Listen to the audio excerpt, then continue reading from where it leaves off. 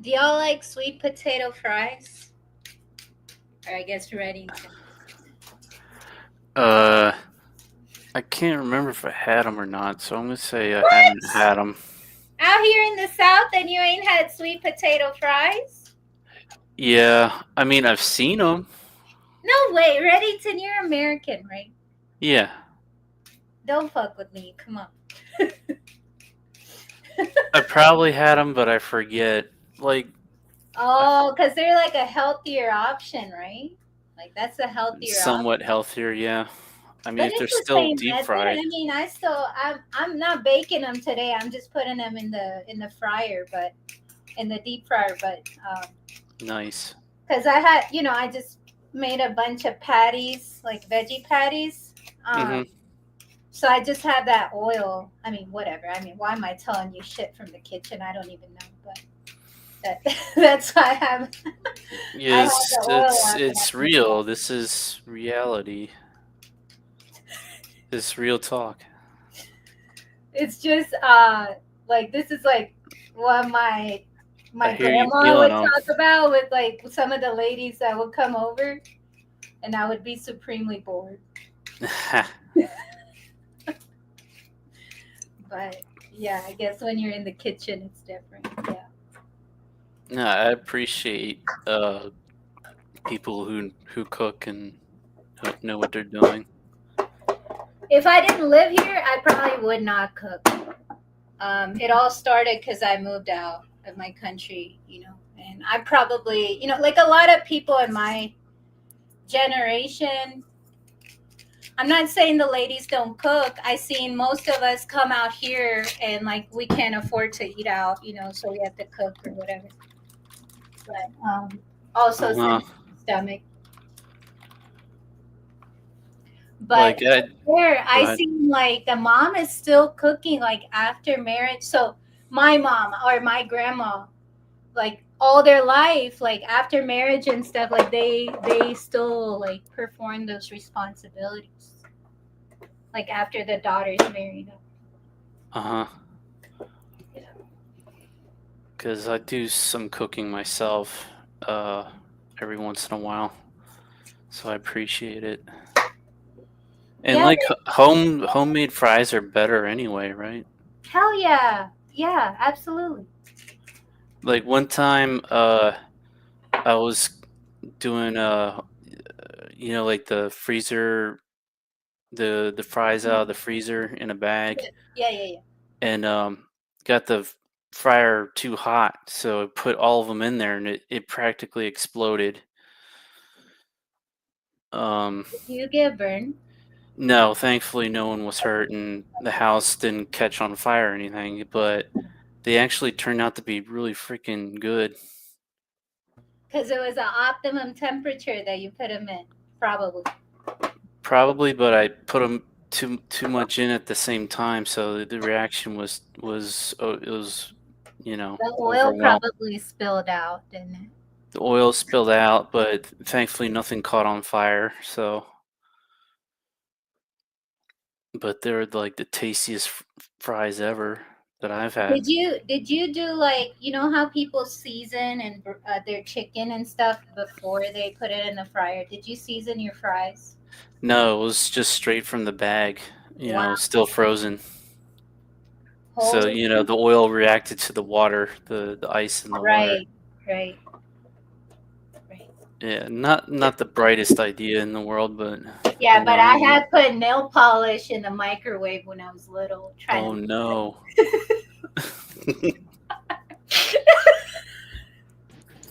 How did it taste? I tried to melt it to put it on my hands, Neuro, on my nails. Jesus, I wasn't eating nail polish as a kid. Sad trombone. Oh, God. Just had to make sure. Hey, your audio six. Yes, definitely Good. better. All the better to insult you with. I'm just kidding. Um, That was now funny. I was gonna say that I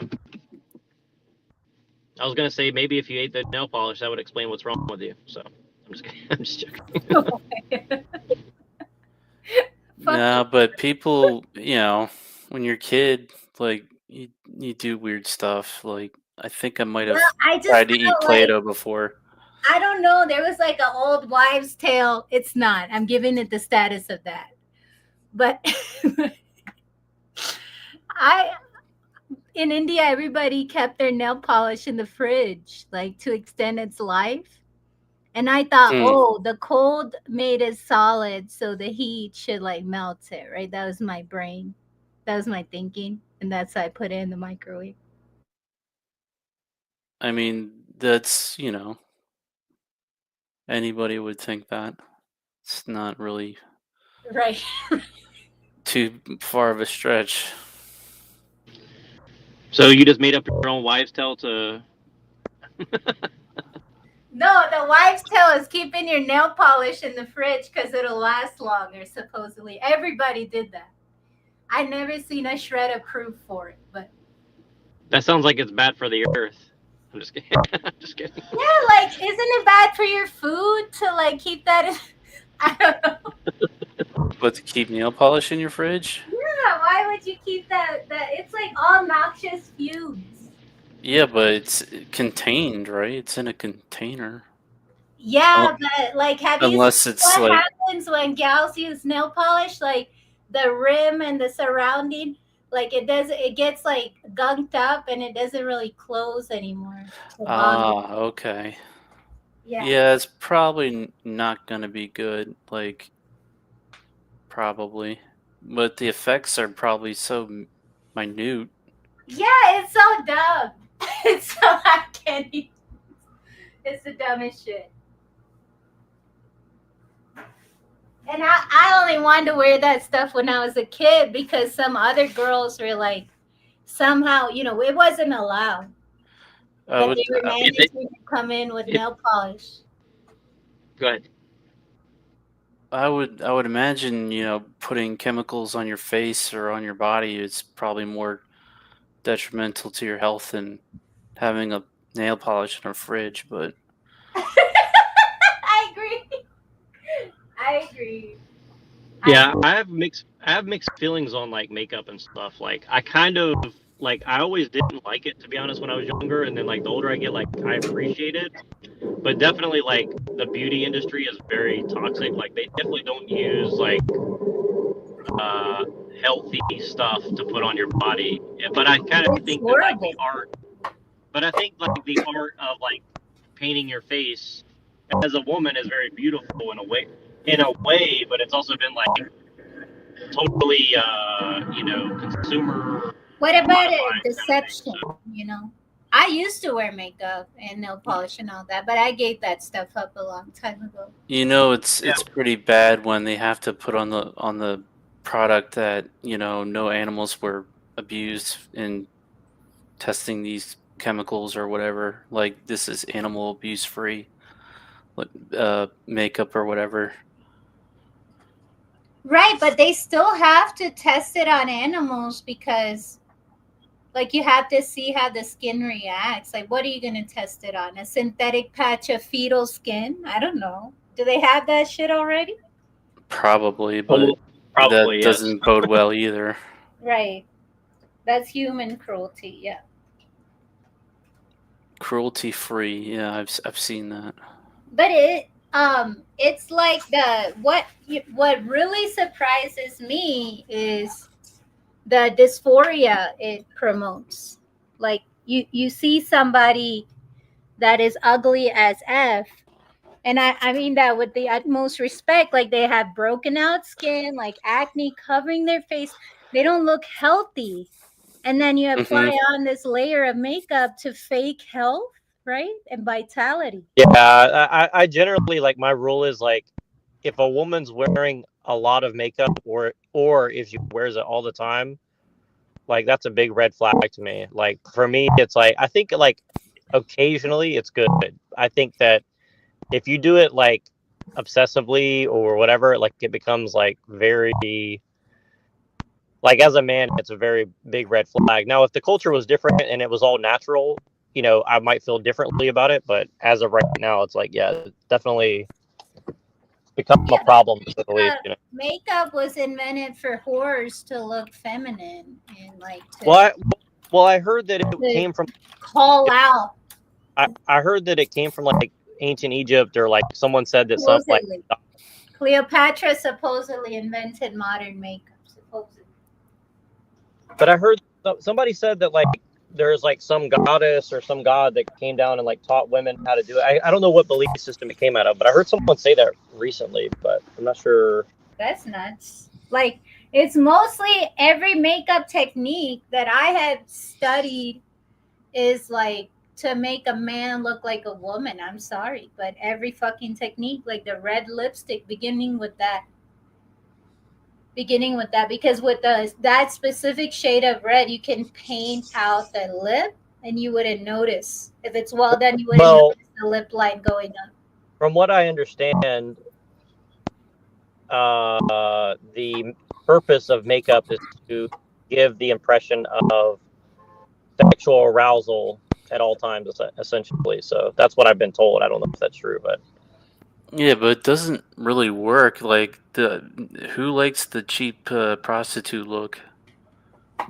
A lot of weirdos, yeah. A lot well, of I don't. Apparently, I mean, I don't want to say that everybody who wears it is like consciously trying to look like a No, prostitute. I've worn red lipstick in the past. And I used to make and sell natural makeup too. But yeah. Would go ahead. it still clogs up your pores, even the natural stuff. So, it Yeah, is what it is. like Yeah, for I would me, like, define like cheap prostitute look as like the like the blue or purple around the eyes oh and stuff like well, that. Ew.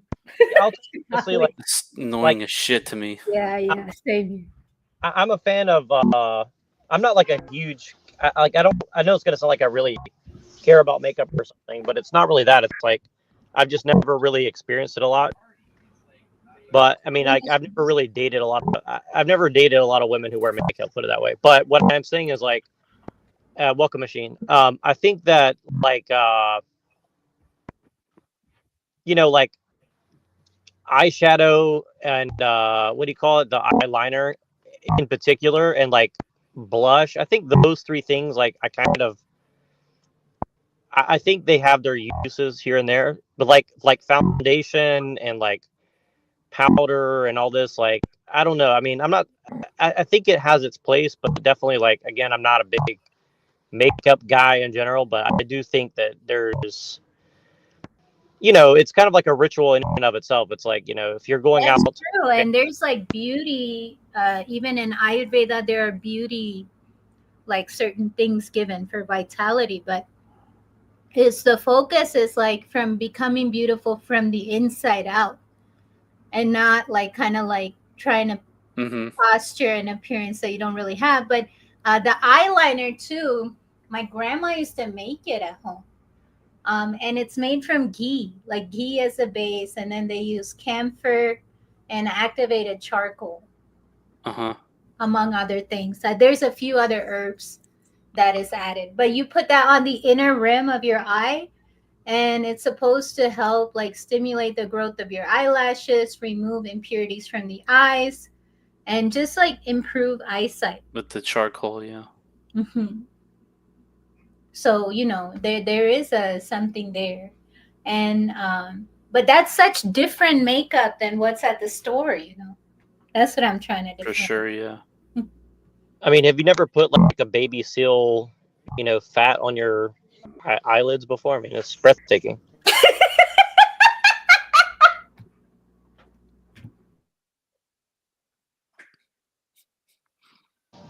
No, I think they put stuff like that in there, like whale blubber and stuff like that. I mean, I don't know. I like. And fish, a lot of fish components in the eyeshadow. Some of the colors come from fish scale. Yeah. I mean, that is kind of like based, as people might say, right? I'm gonna kill a fish and smear it all over my face. That's kind of. Yeah, I seen a video one day of these Japanese people, and they had trapped a bunch of dolphins, and they took out a bunch of swords, and they started chopping these dolphins up in a really close area, and the water was turning red with the blood of the dolphins, and yeah, the dolphins trying to jump out of this fucking water. It was very hard to watch. I think it was like 5 seconds of watching this, and I just kind of turned it the fuck off because I That was like, sounds "This like is very, very fucking traumatic. horrifying." Yeah, yeah. Like I was traumatized by watching this video. Like honestly, like I was like, "This is," and you could hear their squeals. So yeah, very very disturbing, right? And I thought of the type of people that were doing this, right? Yeah, Definitely strange, horrible. The Japanese are some vicious motherfuckers. They're That's, like, my spot in Mexico, they hunt shark and they hunt turtles. And this river running red, the water's running red, is a tale that I've heard often. I've never seen it myself. But what's interesting is the federal government in Mexico came in and banned like the killing of turtles, right? Because they were selling the turtle meat. That was a principal economy. And they said instead of killing the turtles, you guys are going to open up to tourism. That's going to be your industry. And it's never replaced the income from the turtle, like what they used to get from the turtles. I'm not arguing that was good. I'm just like a lot of these videos, I think they get made in order to pass regulation. Because before then, nobody cared essentially. But then after, and the whole thing is the shark over there, it's not regulated. So they sell it to Asia and they get a real good price on their baby sharks. that gives a that gives a whole other tone to the Baby Shark series there.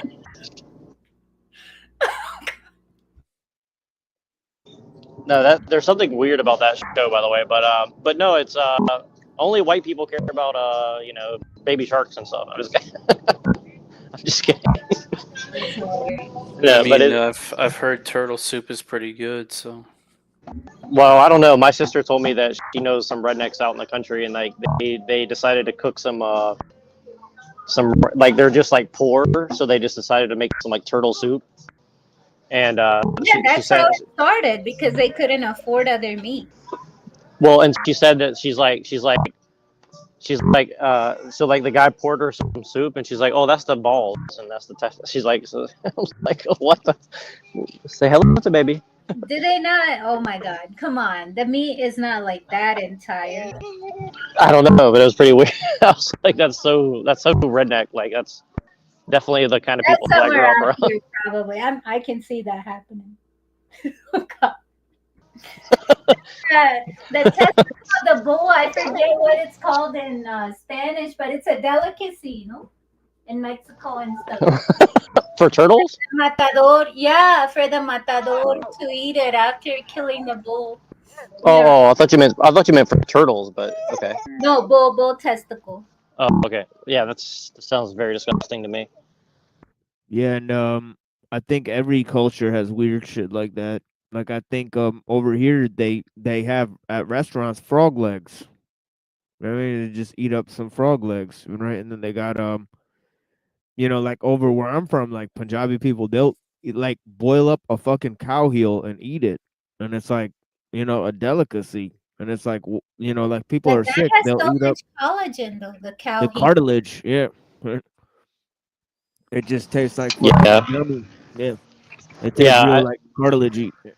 yeah. I think Asian, some of the Asian stuff I've seen, it's like some of the hardest stuff that I tried to eat. Like a lot of people I've met, like it's some of it I love, but some of it's like for my palate is very difficult to ever eat chicken get feet? to. No, I never will. God willing. Me neither, I but I know I people know who do someone who though. did. Yeah, I know a lot of people who like that, like pig's feet, Yeah, chicken but if feet. you had your own chicken, you use that in the broth, no? Or what?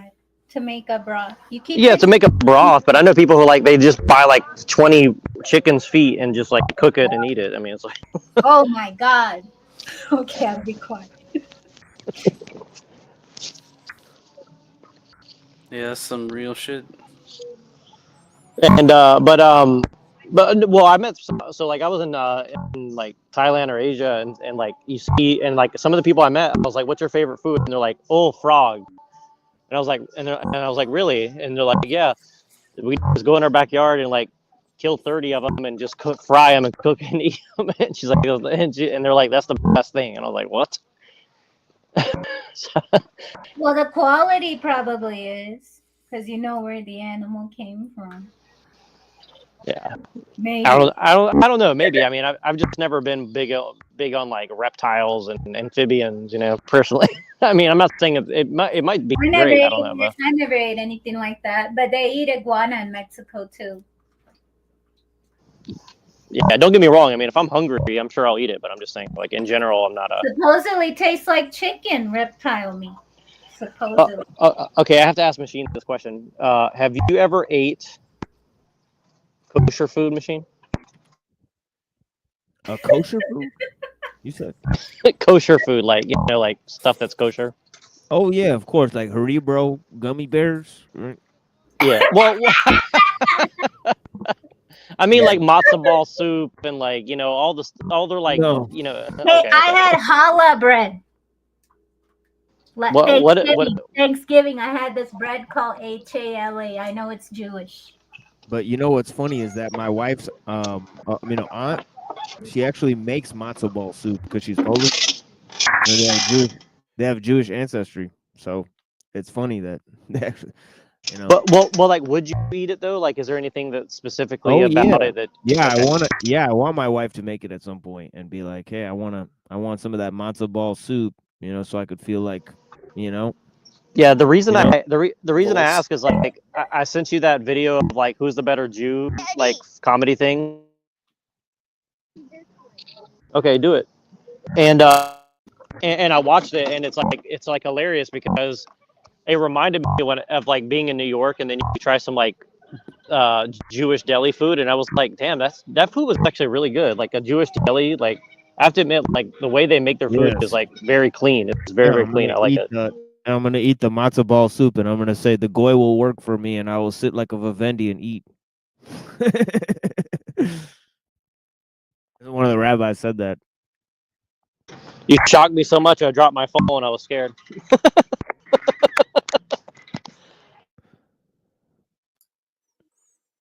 Yeah, I don't even know what a. Yeah, man, but oxtail soup's pretty freaking good. Well, I guess we're all Jews now. Just for the food, though. Just for the food. No, that's actually funny. No, I think there is something about that food, and also like I don't know how much like real halal food I've had, but like I also do like Afghani food and like Mediterranean food and the Muslim. I guess it's Muslim food that I've had. I'm not sure. I'm not sure how accurate it is. It's kind of hard to tell, but from what I've tasted, like Afghani food is some of my favorite food I ever had for sure. Is it similar to Pakistan or totally different? It's a little. Yeah, it's a little bit like that.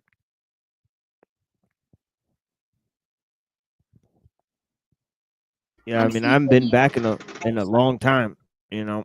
So I know a lot has changed over there, for sure. But you know, They got the McDonald's in every corner now, probably. yeah, like there's definitely a lot more of that when I went. Like, I think I went like in seventh grade, from like when I was a kid, and they had like Pizza Hut and shit. So yeah, you know what I mean. And you know what's funny is that Pizza Hut was like a like like It's a it high would end. be It's a high yeah, end restaurant.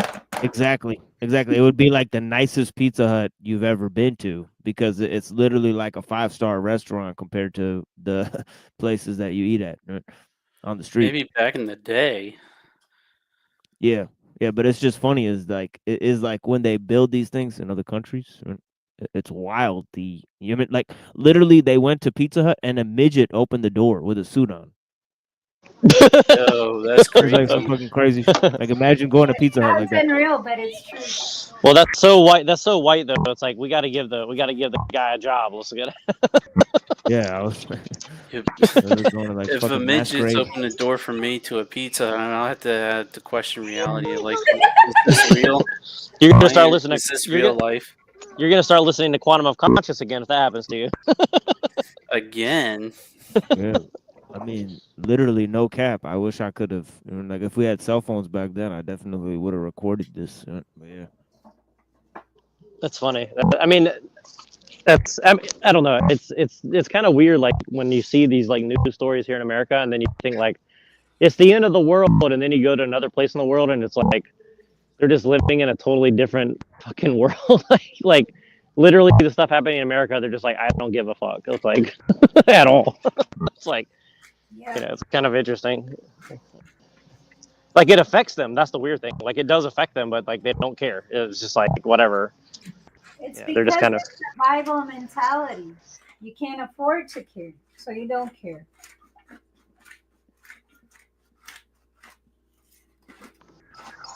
You can't afford to care. I like that. So That much was for a I mean, that was my reality. I was a U.S. hater. so so I much saw for the so much propaganda. for the so much for the Affordable Care Act.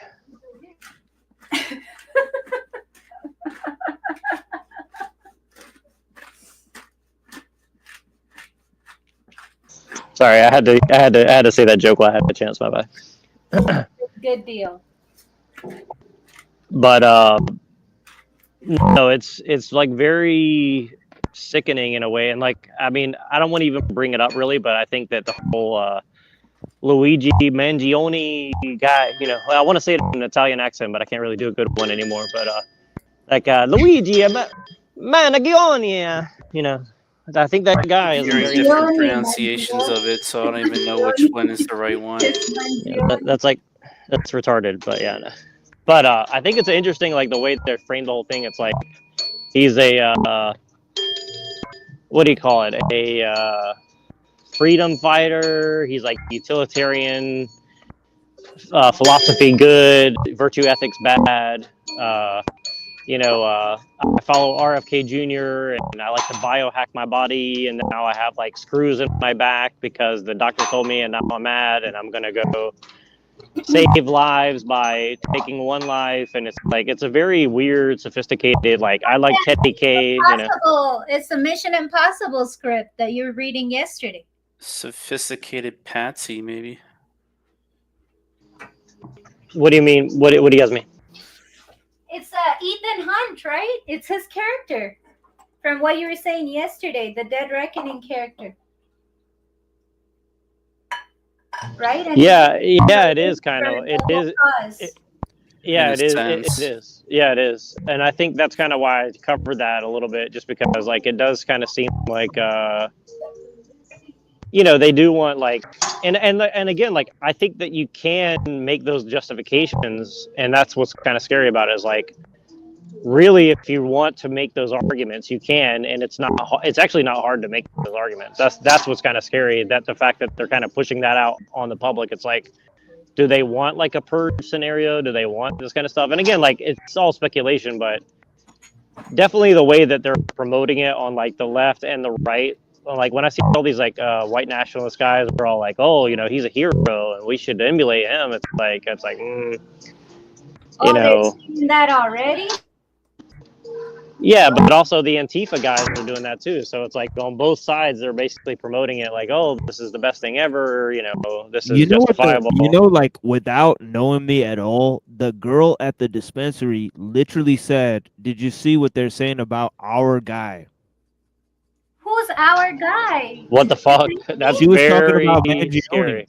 and I was like, "What?" And I was like, I'm sorry, "Whoa!" who's she talking about? Kaczynski or who? No, she's talking about Mangione. So I Oh. just thought that was really weird that she automatically assumed that this was a heroic figure for me and her. Oh my And have you ever talked to this girl before? Wait, who? Or? No, I've never talked to this lady in my life. Maybe once she checked, I bought some weed, went there. She was at the counter. Is it the lady who was reading the Mandukya Nope. Upanishad? No, it's a totally different white lady. Yeah. Oh. How old is this woman? And does she look like a Fed? No. Yeah, she The looked way like. she asked that You would is know what a based Fed on you looks like, saying huh? yes. I mean, Well, I she mean, looked like. it's in the name. I mean, she looked like a regular white lady, old white lady from Detroit. That's you know what I mean. Got the tattoos and it's Oh. like lower class. That's very interesting. And what I know what a Fed looks like, I mean, maybe I think No, there's no, been a they're lot of supposed to blend in. well, Ask you. you know what's weird about the Fed thing is like I think that people, yeah, like she just said, I think it's the people that you would least suspect that would be that. It's like when I go to the hood, people get nervous, and then when they talk to me, they're like, oh, they're like they should be nervous of me, right? But they're like they're not. But then it's like the other guy who's like their own people or looks like them and has the tattoos and everything. They're like more scared of that person. It's kind of weird. I don't know. That's kind of the weird thing.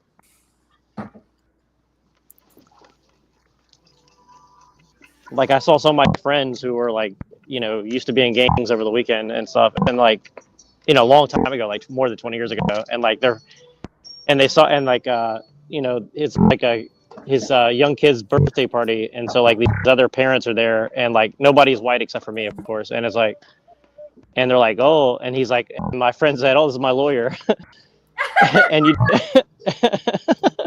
and they all got kind of nervous at first, and he's like, "Oh, okay, Slim Shady over here." And it's like, it's like, so it's kind of funny. It's like, it's just weird the whole Fed thing. But like, I don't know about this Mangione guy, but it's just like definitely like I saw the machine that like Asian dude giving that take, and like that dude sounded like a Fed. Like, if you listen to the way the people like that guy are describing the situation, it's like, how would But you that's funny characterize what I because sent you? like it actually sounds like what Drew was saying, from Cockboy Hotline. And right, What it's did like he the same. say? It's like the same take, like that Kaczynski was somehow fed, or some shit like that.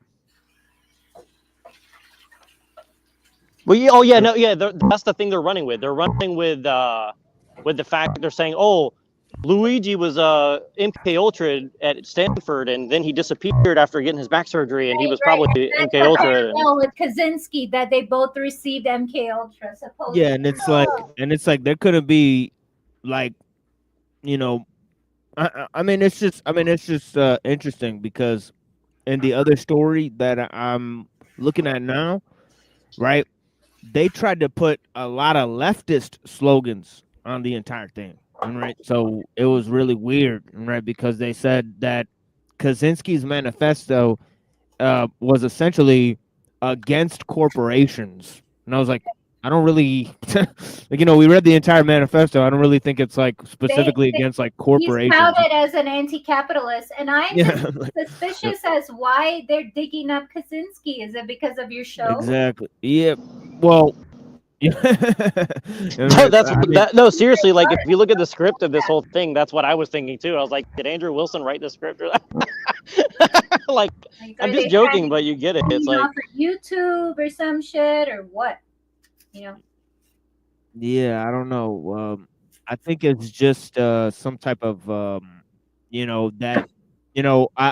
I mean, I wouldn't be surprised if the topics I cover on my show, materialize down the line. It's happened several times. So, I mean, obviously, we cover topics that are extremely nuanced, and I mean, we yield, results. I mean, I've only done this for a year, and the amount of predictions I've made, even about small content creators, has been pretty much on the money. right? And concurrent with my experience, even though we hadn't even ever met before, being already burned by. but the thing is like you said, like they included a lot of leftist talking points. Like if you look at his Twitter in particular, and Red, jump in because I know you kind of have some thoughts on this too. It's like very carefully constructed in my opinion. Like it's very sparse posting. That's number one. If you look at the people he follows, I think that's the most telling. Like who does he follow? And it's like a weird smattering of like neuroscience people. And the last person he replied to is like this girl named like Jennifer Epstein. And you look at her Twitter, it's just like very subtly bizarre. And it's like she's strangely right wing, but then he's like kind of posting like semi normie left wing kind of like I would say like kind of what's the word, like kind of like he seems to have like a very convoluted worldview is the way I would describe it. It's like very Like scientific. unfinished. Yeah, like very unpolished. Like he doesn't like for someone who's so highly educated, and again, this is probably not a stretch, but like for someone who's so highly educated to have like such an unpolished worldview, like his manifesto is like very, very basic levels. Like literally an eighth grader could have wrote it. I mean, that's like in my opinion. I Well, mean, that's the thing. Well, that's the thing is that if I went to University of Michigan, and to think that even 10% of the people at the school were thinking on the level that me and Scribino were. I mean, it would That be a would be a huge. generosity. Yeah, it'd be a huge generosity. You know what I mean? So you know what I mean? Definitely most of the people in the school that were learning the philosophy and the science and the math and the engineering there, that they're basically dumb fucks, right? They don't know what's going on in the world. You know what I mean, right? And even me, like I was a great rarity at an institution like that, right? And I was there getting almost 4.0s, and then also teaching the fucking like the kids in the class. Like I mean, right? So like Did you get like honestly, TA position, or I was it just mean like like honorary, pretty much. honorary, right? well, But we'll yeah, you see. know what I We'll mean. see. This is the story. He's a valedictorian. He was teaching kids about AI construction essentially at Stanford, high school kids, and he's a master's. So what it sounds like you're saying is he's dumb because he's Italian. No, I'm just kidding. But but Sicilian, maybe. or, uh oh, Just we're in kidding. trouble. Yeah, don't. I would never do anything to offend the Sicilians. Okay. So, but yeah, I think that it is very interesting because the way they're portraying him is as like a genius who suddenly have whatever, and it's like, and like that's the thing is like you could say from your own experience, like my experience in college too was like literally like I would put it this way: 90% of the people I met in college should not have been in college at all, like for sure. Like they shouldn't have been there.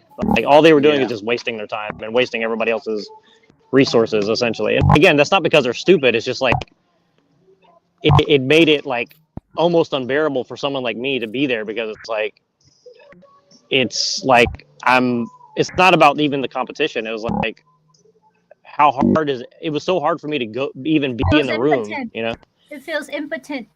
Like you feel like you don't have a, well, you don't belong essentially. There's nothing to contribute. I mean, to be fair, people could pretty much say my viewpoint is nowhere near polished. So Well, sure, but you're also not like going to New York and staying for 10 days and following one of the biggest CEO for in health insurance in the world. I mean, you know what I mean? So it's like true. that. So I mean, that's the kind of thing is like it seems like again, I'm not saying it's a stretch. Maybe this guy's just crazy or something, or maybe had a head injury or who knows. But I'm just saying it's like to me, whether it's totally constructed or not, it's just a very. I can definitely see how the narrative is going to be used, and I think what they're going to do is they're really going to push like a very weird like Antifa level thing or something, and it's going to be in conjunction with that Daniel Penny thing, which also happened in New York. Because like I already saw black people on the news saying, "Well, you know, we need black vigilantes out there. If they're going to oppress us and kill us on the street, then we need to do the same." And so it's like, okay, so like they're already like kind of like using New York City as an example to say, well, violence is now justifiable on this side and on this side. And it's like, okay, so I mean, whether they go with it or not, I'm just saying it's like why are they putting this ideology out right as like crime statistics are way up for people under the age of 25? You know what I'm saying? I'm just saying like it's pretty weird in my opinion that they're just like let's promote violence on the news. I mean, it's like They always riot in the cities. They never riot where rich white people live anyway. So they're just damaging and causing damages to their own community. Yeah, there's a great song by Dead Kennedys called Riot, and it's like Riot, the unbeatable high. Riot, shoot your nerves to the sky. Riot, and it's like he goes into basically it's like tonight it's a blast, tomorrow you're homeless, something like that. It's like it's tonight it's a blast, tomorrow you're homeless, or something like that. It's a very interesting song if you read the lyrics of that. But it's like this is basically like explaining like the whole psyop of rioting and like violence out in the street. It's like basically take all that anger and just burn your own shit down and feel like you'd accomplish something. It's very interesting. You think it's like trying to lay groundwork for like 15-minute cities or something? Nero, do you want to play the MIA clip? Because it's now dovetailing into some of these themes.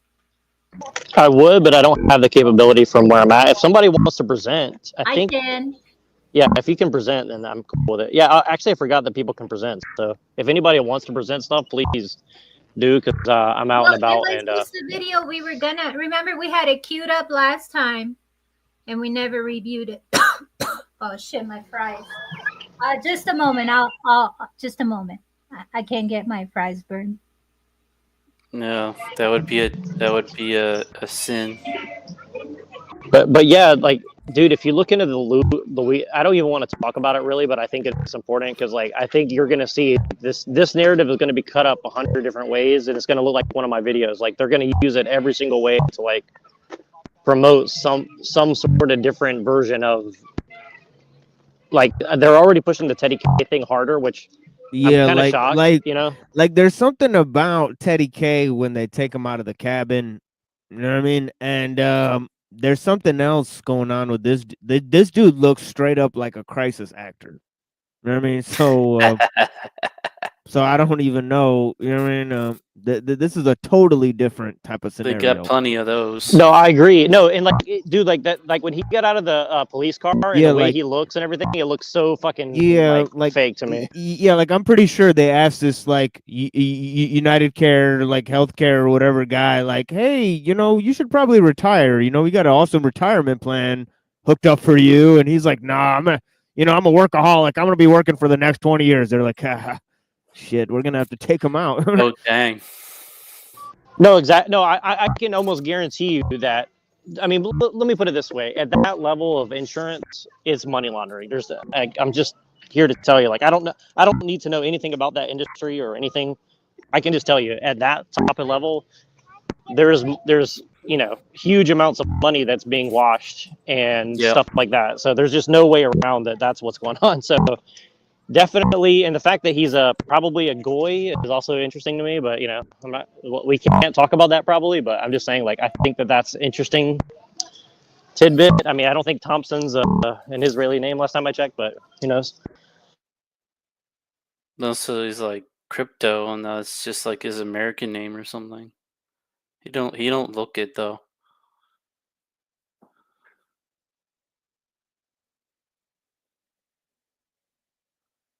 Man, now I want some sweet potato fries. Damn it, Reddington, I'm sorry. There's places where I can get them, so I should probably just get them so I can say I had them. Or they have them in the frozen at Walmart. That too. I do have a deep fryer, so. Maybe, may not. You could even bake them and make it healthy or whatever.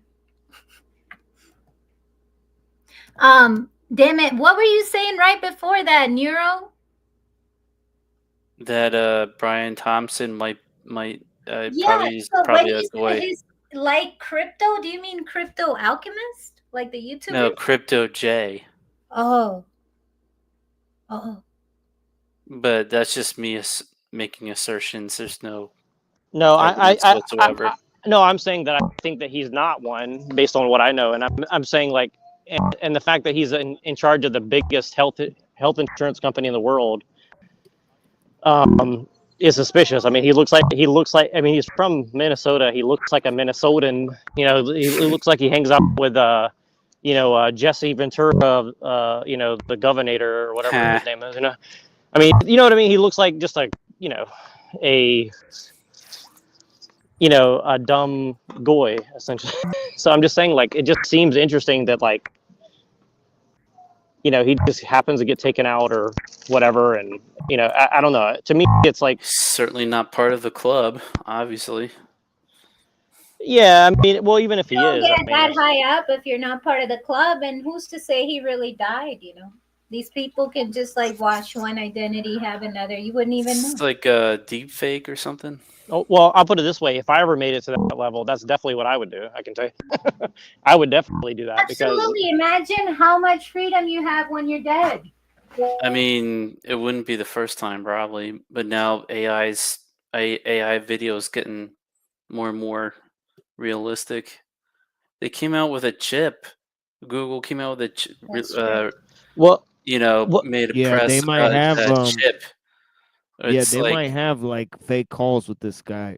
Like either from the way. prison where he like sets up a fake movement or some shit through the prison or fucking oh, dude. So this is what I was telling you the other day. Is like, if you really look at the signaling of all this stuff, including on the white nationalist side, all this, it really is starting to look like they are externalizing prison gangs out into the general, politique, I guess you'd call it, right? Like, they want this general, like, racial identity politic, and again, like, James Lindsay does a good analysis of this, regardless if you agree with him on everything or not.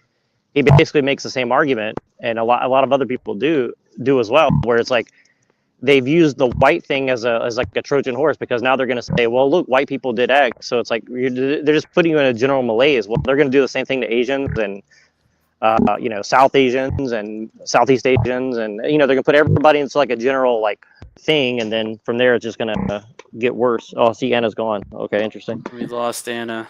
Oh, Maybe she hit the wrong button or something. yeah. So you have the prison gang element, and here's the other side Welcome of back. it. Welcome back, Anna. So here's the other side of it. So Machine played a few months ago some of that stuff from, like, the news stories about Russia, and if you look at the Russian, like, the way that the Russians did their news after the fall of the Soviet Union, it's like very synthetic news, where, like, basically they just totally make up narratives out of thin air and promote it. It's like literally just like false flag news essentially. So it's like, do you I can't remember what you call that. Do you remember those videos you played, Machine, about that? I can't remember the details of that. I just remember that's what kind of came to mind, of like the way they just made up synthetic news essentially to Fake news. well, it's worse than fake news. Fake news is like nothing compared to, like, what I'm talking about. I'm talking about, like, yeah, I could send you an example of it from this movie Hypernormalization by Adam Curtis.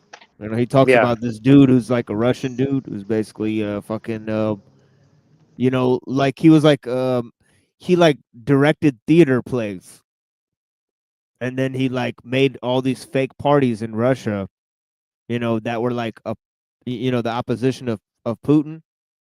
And yeah, like he basically created these parties that were his opposition. Yeah, I forget what the guy's name is. The That's reason a is level of because 1984. yeah, they have Russian names, but yeah, in that movie Hypernormalization, I mean, right, the problem is because if I play it again, they'll pop my channel, because the first time we were playing Century of the Self, we got popped because it's BBC. Right? So Duh. yeah, so we got whatever. yeah, no, yeah. That's why I was kind of afraid to ask for it, because I kind of it looked like a very high level documentary. So if it's BBC, Yeah, but we're not gonna get away with it. I'll send you the I think I clipped up a part of it, so it's in one of my videos. Like, definitely part of that ended up in one of my videos, like, chopped up. But and that's one of the reasons I have to chop everything up, because otherwise it'll just get totally blocked. Like if I put Stephen Colbert, like, Stephen Colbert for some reason is like the number one thing that's got my videos blocked. I don't know why, but like, yeah, and then and then in this movie they have another like interesting segment about how they basically created Gaddafi as a menace, you know, like as like this Western menace, but like but like it's almost like Gaddafi was playing a role. You know what I mean? So then and then they've got this whole thing, and they've got a nice thing about Trump in here, which is interesting, right? And they've got the whole thing Lols. about BlackRock, the little AI machine that they made. I mean, So yeah. And it gets weirder. Hypernormalization? Is this all in hypernormalization? Oh yeah, this is a Oh wow. fantastic documentary. Yeah. I do like that one mix you did where it's like the robots are all falling down. It's hilarious. The robots are all falling down. Machine has a mashup of like different artists, and the video they put with it was a bunch of robots falling down.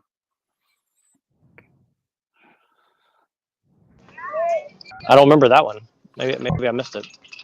London robots Must have. falling down, falling down. But Yeah. I have this video queued up, Nero, if you want to let Okay. it. Yeah, and I have this video as well. But we could only play like 10 seconds of this. Go It ahead, just Tim. but yeah, what do you have, Anna? Oh, It's that MIA podcast with Patrick Bet David that we were trying to look at the other day, but I'd rather see yeah. yours first. Yeah, I'm only gonna play a minute of this and I'm gonna pause it halfway through because I don't want this to get Because reasons. stuck up. Yeah, reasons, yeah.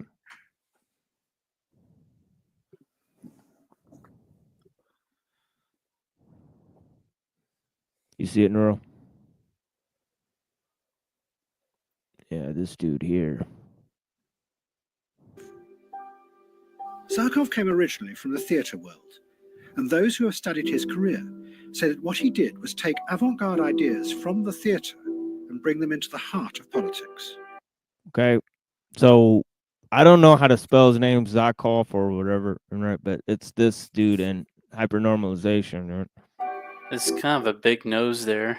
It's not just to manipulate people, but to go deeper and play with and undermine their very perception of the world, so they are never sure what is real. Yo. Yeah, so he said so they're never sure what is really happening, is what he said. So they're gonna manipulate, they're gonna create fake limited hangouts and fake parties and stuff until you don't even know who the opposition is and who the friends are. Like it's which is a goal of just this political theater, right? That only the people at the higher ends will know actually who's on whose side, right? yeah, this is. I think this is the part I put in my thing. If right. not, I should have and also I just want to mention this before I forget. That clip I sent you of Matthew North. They said that what got him, executed, I guess you'd say, is probably when he started talking about MI6's involvement with like Alex Jones and stuff like that. So I mean, I don't know if that's true, but that's what the claim was, and I think it makes sense personally. So Some crazy stuff. Yeah. Yeah, but definitely he looks like Mr. Bean or something. Yeah. Like Mr. Bean's son or something, Yeah, yeah. like what the fuck. Yeah.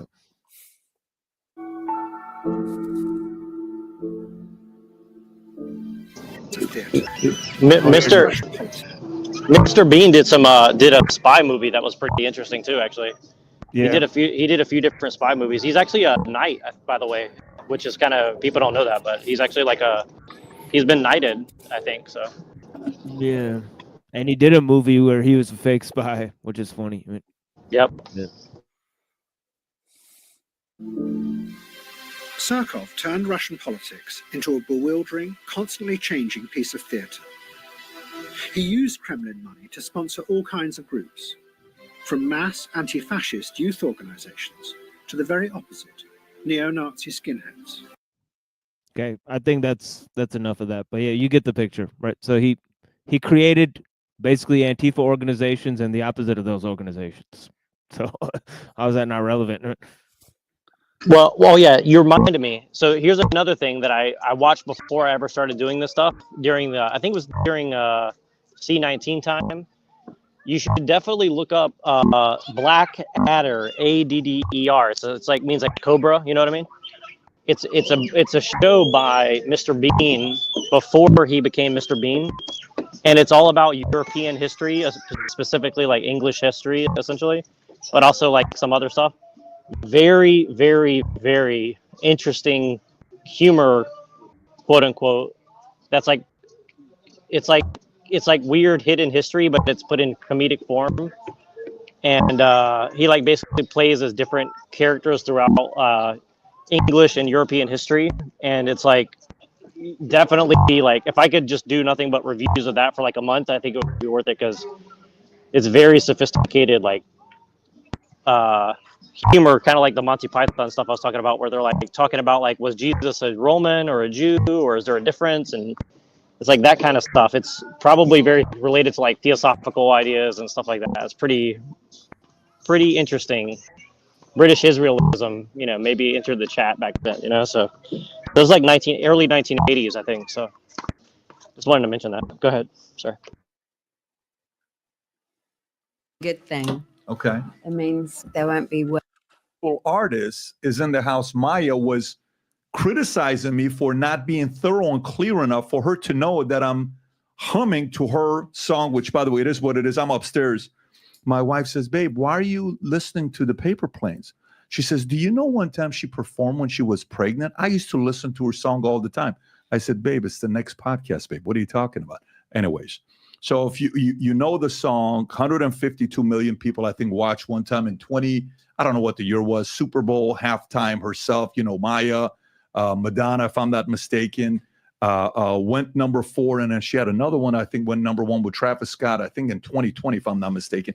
There's a bunch of things we're going to talk about, but we have her in the flesh today, the one and only Maya. How you doing? How are you? I am good. I'm good. I'm good. So lots of travel for you, right? You're in between. I think we traveling listened all to over some the of this. I think we listened to like the first 15, 20 Yes, minutes.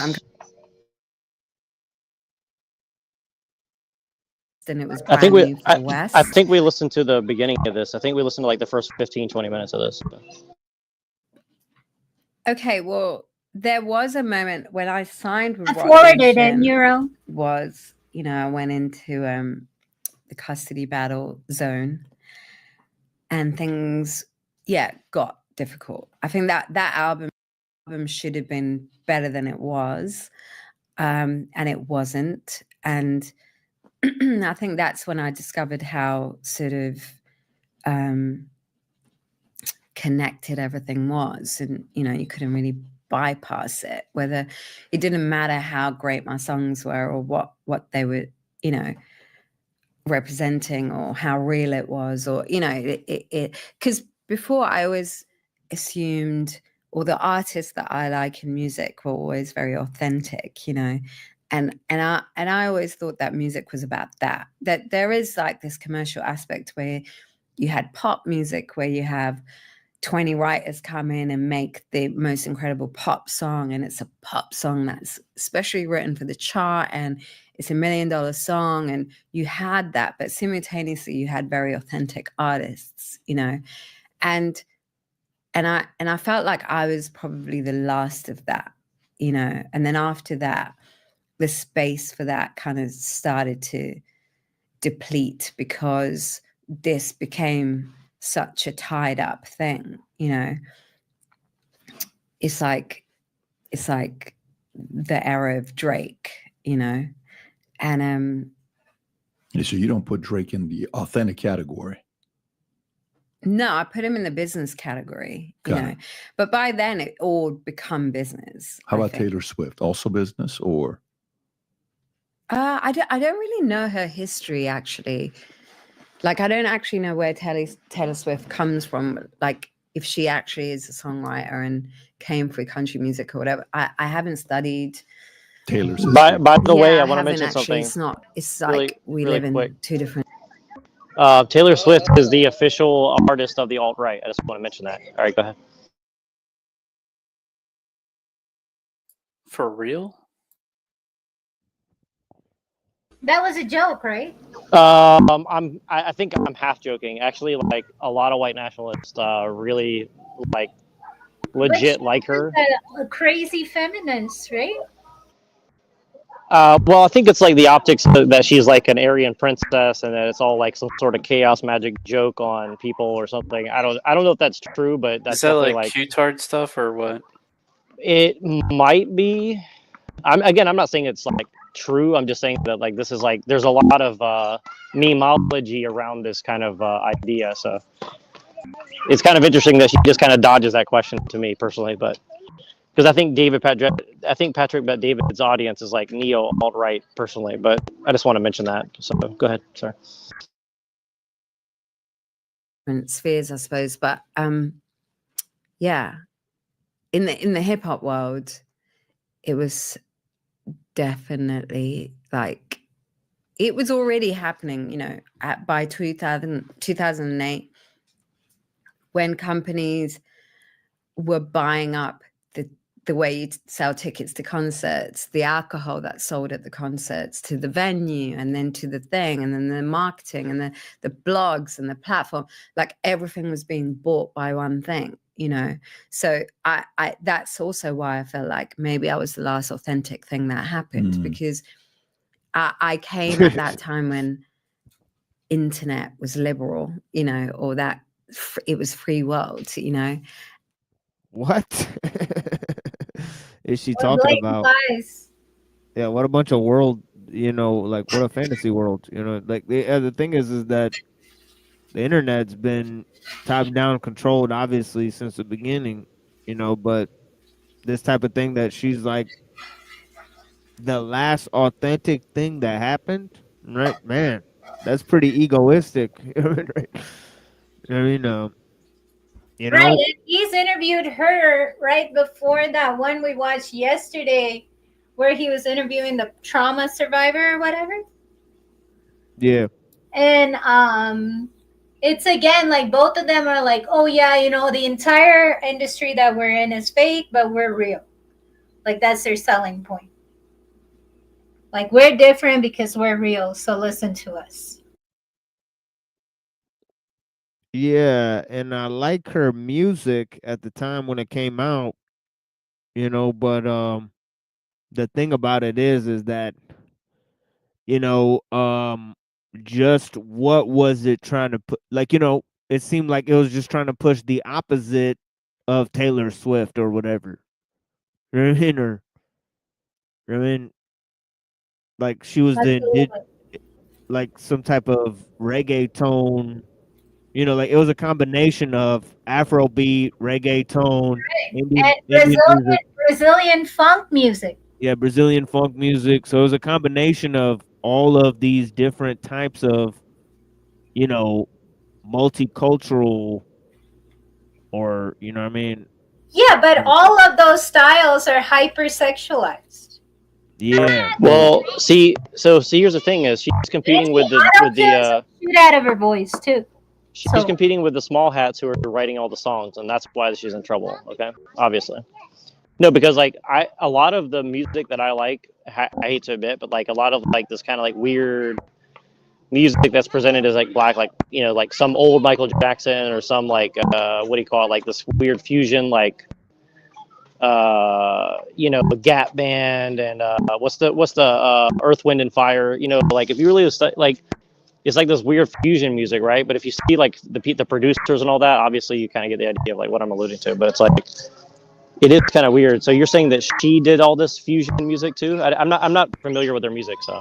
I don't even believe any of them write their songs. I think Yeah, it's if you all guys, manufactured swap. yeah, I mean, if you guys know what's going on in the music thing, you got dance hall, reggaeton, Afro beat. You know what I mean? Bhangra, obviously, all right? So you have all these different types of music that come from, basically brown people, black people, right? Dancehall comes from Jamaica, right? Afrobeat comes from Africa, right? Fela Kuti, right? And reggaeton, you know what I mean? So all these types of music, you know what I mean, heavily involved with the percussion. And yeah, I mean, they were, essentially it's like a merging of the disco, type of thing with the indigenous beats. Right? So yeah, they had this thing going on. I mean, right where they exploited this thing. I mean, and yeah, the music, obviously, the videos, all that stuff, highly sexualized. Right? So yeah. Yeah, and what is this fucking clothing too? Like, fuck this shit. And so the concept of blogs, the concept of internet like downloads, and the concept of social media that was just kind of like free and designed for like a purpose of actually, you know, communicating whatever people was into, and all of this was kind of fresh, you know. So I would say that it was all kind of tied in, but it's kind of very interesting to think about it. It's like my window was probably the same window Yeah, as the internet. if I could just you know, comment on her dress, and then because yeah, it is a very interesting choice of clothes. You know what I mean? She's wearing a hyper modern style. You know what I mean? A little bit of Afrofuturism in there. You know what I mean? Obviously, she's wearing the Right, dupatta, the dupatta style thing on her head. All right, so she's right, wearing like sort of a Indian touch to it, all right, but also it's like a sort of a nun vibe, all right, where right, it's right. so that's where you get the Afrofuturism there, all right, because she's going with the gothic futuristic, look where what I mean, all white. I mean, so she's projecting purity, she's projecting futurism, and Yep. she's projecting uh, the traditional culture. Right? So yeah, Did it's did you fascinating. guys see? Did any of you guys see the stuff I posted from this book called about Afrofuturism, where it posted like all these like African American, mostly artists that were wearing like futuristic clothing and talking about how the future is good and all this technology is good for African people and shit. Like it's really bizarre book that I picked up, and yeah, it's exactly what you're talking about. And also like it's kind of like the nun imagery is interesting too, because it's like she's obviously been a trophy for certain people in the music industry likely, and then now she's a nun and she's been through whatever, and now she's like chaste, or that's the image she's trying to appear. Now she's a role model or whatever, I guess. You know what I mean? So I don't know. Just that's kind of what comes to mind when I heard you guys kind of comment. Like Parliament Funk was like a big part of that, and like those kind of guys, they had like all this Afrofuturism, and there's all these other artists like that promoted this stuff. So and when it got tied up and sewn up and owned, it's like the things they get rid of is that sort of authenticity. Yeah, you said if I was today, you wouldn't know who I am. I wouldn't be here right now if No, it was definitely today, not. because your timing was almost good, because you were able to kind of almost create your own path of success. But you said, I asked you a question. I said, how dark and deceptive and is the music industry? You said there's a good and there's a bad, and a lot of times the most powerful people Yeah, make it but all see, the way to I'm the top. philosophical. You're Yeah. right. That is a dark thing, but I think that is Yeah. right. That is a dark. There's a bad, and a lot of times the most powerful people Yeah, make it but all see, the way to I'm the top. philosophical. You're Yeah. right. That is a dark thing, but I think that is in every industry. You think it is? You think it? She said I'm philosophical, but there was no like head or tail to that statement. I think what she meant to say is that she's an abstract artist, right? But I mean, in But what terms of duality, yeah, black and white, good and yeah, bad. but I mean, in terms of her art, I mean, it got more and more, shall we say, anglicized as the time went on. So, yeah, her music now just sounds like regular old electronic disco music. I mean, compared to when she started, and it was that type of fusion vibe. Hmm. So yeah, she's in definitely every sold out. Yeah, but here she is acting like she hasn't, right? So what? industry. Do you think that's in the pharmaceutical industry? For sure, Yes. absolutely. Is it in Yeah. the military industrial complex? Absolutely, Yes. for sure. Is it in social media world of like, online companies and whatever? I think so. is it in the banks? Yes. Like it is across the board. But a lot of it is for profit.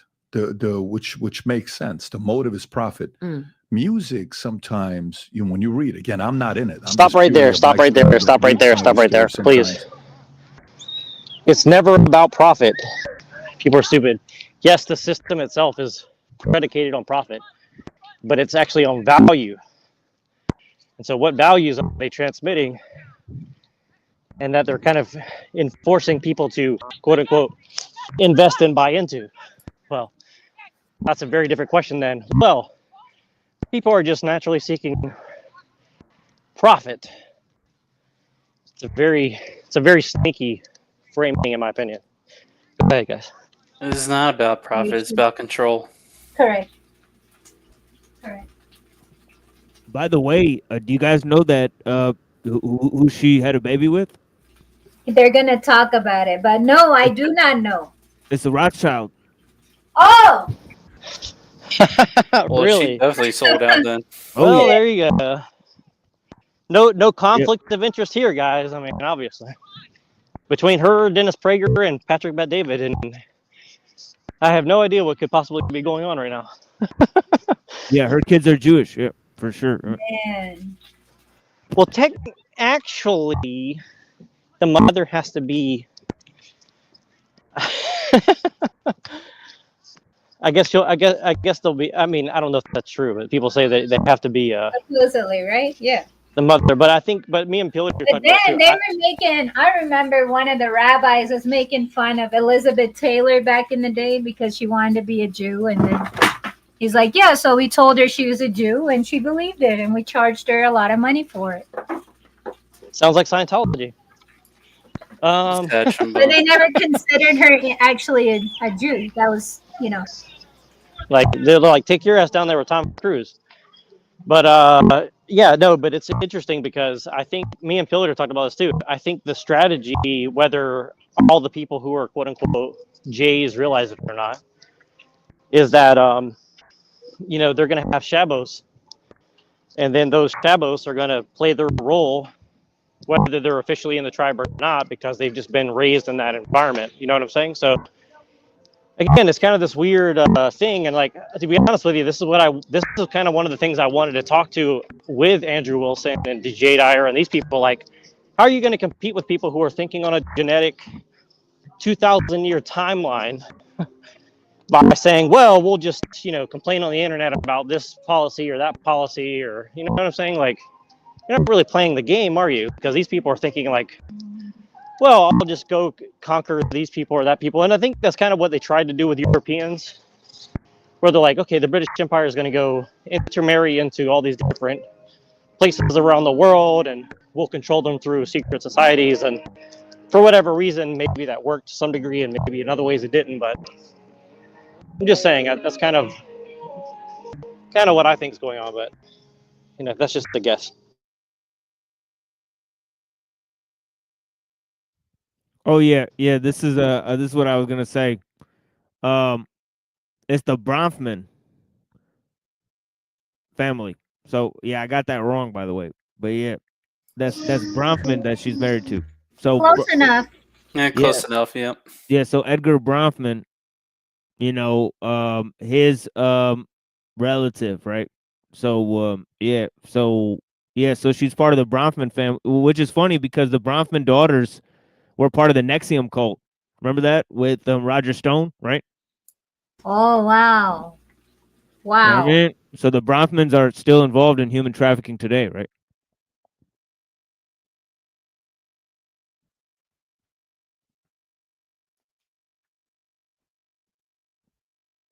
Music is you hear about sometimes the abuse of talent or the taking advantage of what the that looks talent like, or the the root. outfit, by the way, which is kind of like, didn't they all wear all white? And again, I think if you look into stuff like that, it's very They did. That's right. They did wear all white in the next scene. and also it looks like very it also reminds me that the P Diddy all white party is number one, and number two, It reminds me of like these kind of weird Scientology adjacent cults, and also these weird Latter-day Saints adjacent cults as well, in a weird way. So I don't know. Just that's it. Again, like I can't. This is all speculation, but I'm just saying, like, I definitely get the vibes of that. And again, if you kind of look at Patrick Bet-David through those kind of lenses, then I mean, like, I just played a video of his a video of mine where I clipped him up, and he's like the Judeo-Christian thing. That's a tradition that's very hard, very difficult to break, and he can't. And then also he did an interview with Ron DeSantis, and Ron DeSantis was like Judeo-Christian, and he pushed it really fucking hard on that show, and it was like very, very obvious that he was like kind of being Lols. threatening. He was kind of being like DeSantis was like kind of like very carefully kind of being like aggressively suggestive, like, and just like the Alex Karp, CEO of fucking Palantir. Like, if you really listen to what they say basically, if you fuck with the Judeo-Christian regime, we have all the technology, and you'll be, Sidewinder missile. Essentially, is like what he's saying. Carp said that pretty much the other day on Fox News. Yeah, that's why I'm bringing it up. But like, if you listen to someone like Ron DeSantis or Alex Karp, yeah, if you listen to them talk, like, they're basically telling you straight up, like, if you fuck with us, we'll do it. And Patrick Bet-David said virtually the same fucking thing. And so it's like, I'm just trying to put it in context, because people really don't. People say, like, he says, "Oh, I'm a Christian." It's like, well, and again, I'm not like a Jew hater. I'm really not. But it's like, don't sit here and just like pretend that there's not like a much larger agenda that you're not pushing. I mean, obviously, it's like obvious that he's pushing like a very particular kind of Zionism, where it's like, I can criticize Israel all day long, but don't you dare like actually suggest that we don't trust their motives of, like, overthrowing Syria in 3 days or whatever the fuck they just did. So I mean, I don't know. Just saying.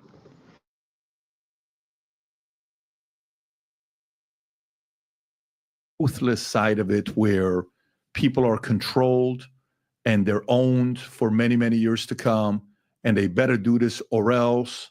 Where on the business side, the big pharma side, the military industrial complex, I think that's a lobbyist. You got a lot of lobbying going on.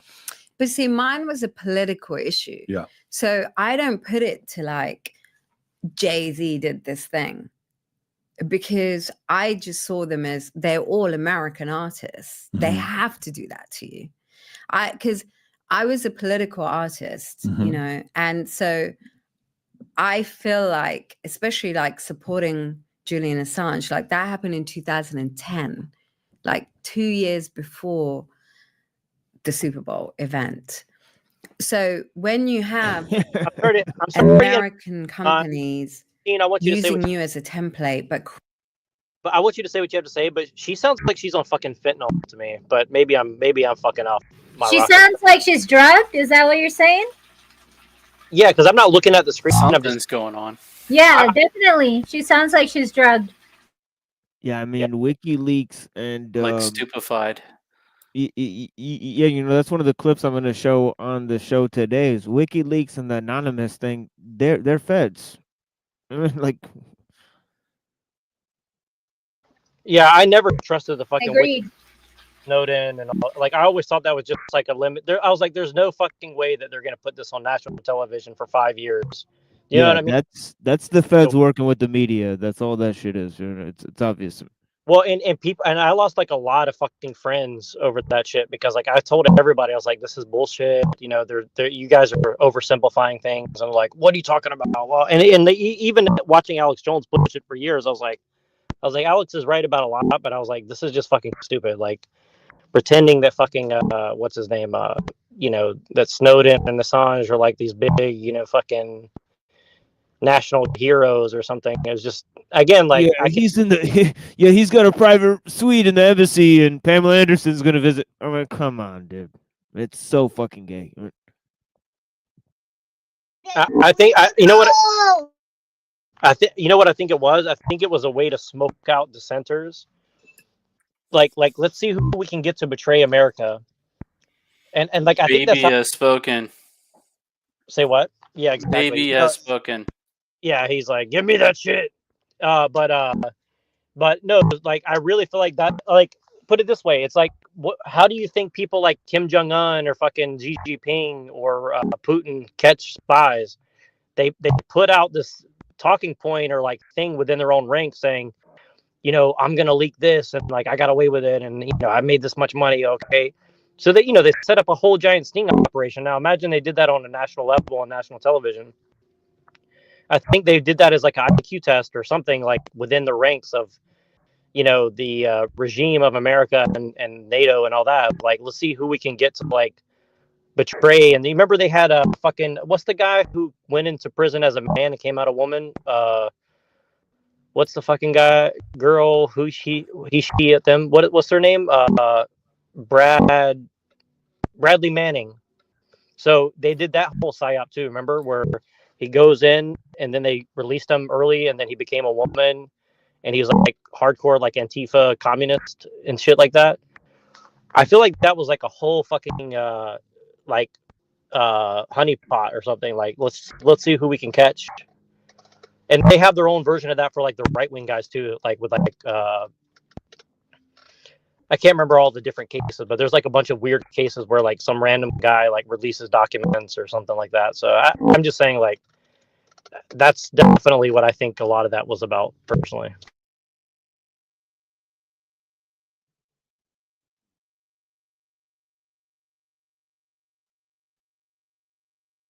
Creating artists that they can benefit off that make 100 times more money with your template. I wasn't offended because of course that is what they will do. That's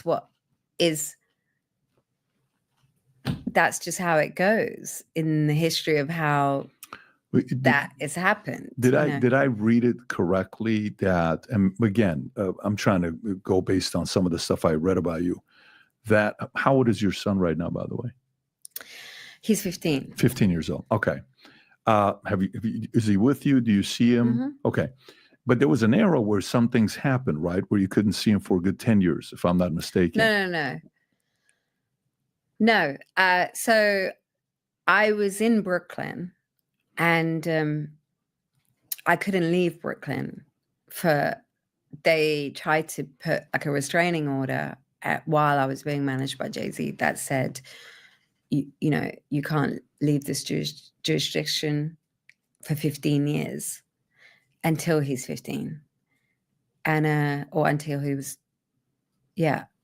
and so that What I the thought was fuck? weird because What is that? obviously I was no What?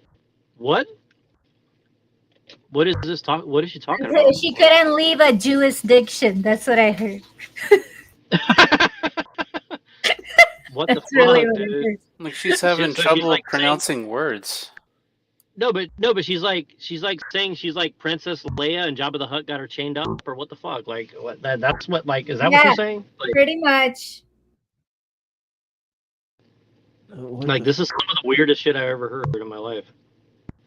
Yeah, he just and like what a great interviewer. He like doesn't even like, ask obvious questions.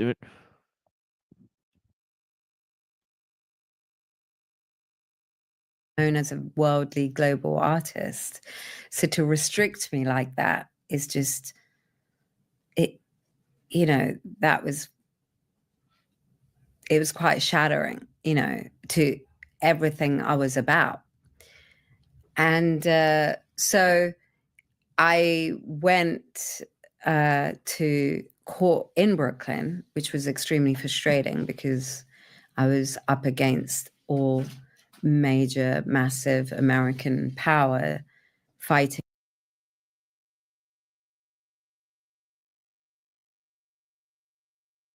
She's twisting that cord around, but she's reading a script right there.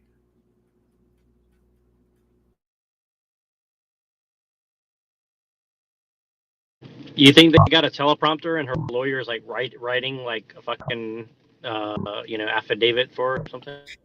Right? Fuck. In the most American power city, with By the way, American did you watch lawyers. that Archaics video I sent you, Neurojack? No, I didn't. Yeah, because there's lots of Uh, weird stuff happening in that because he's saying he's attacking Christians, right? And he's saying that they basically are using Billy Carson to attack him, right? And then he also said "fuck PBD podcast." Like he said that like 3 or 4 Lols. times. Yeah, and I was like, "What?" really Sounds interesting. kind of schizo to me. Yeah, I was like, "What the fuck is this?" I was like, I didn't know what to make That's of it. interesting. Yeah, I was like, That's "This is an interesting. interesting blurb." He said, There, "Fuck you there. to who?"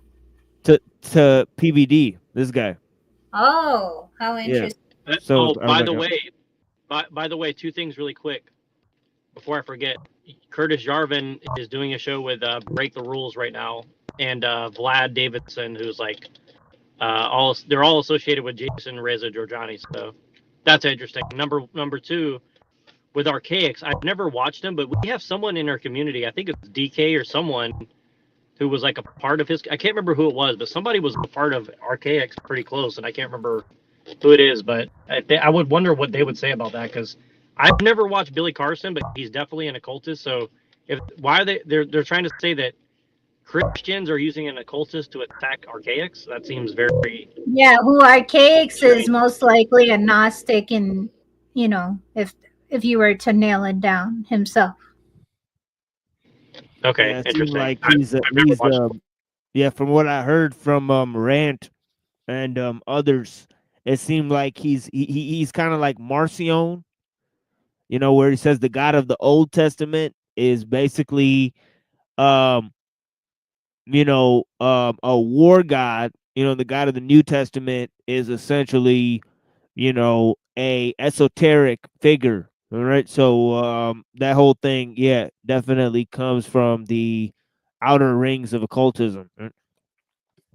Yeah, that's Well, very bizarre, and I think that's where people get confused about Christianity. I know so many Christians who believe that, basically. So yeah.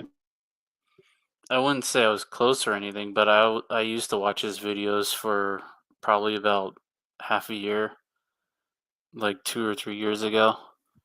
Yeah, I haven't delved too much into it, but I'm a quick study, Not and worth from it. what I've seen, Not worth it it. seems.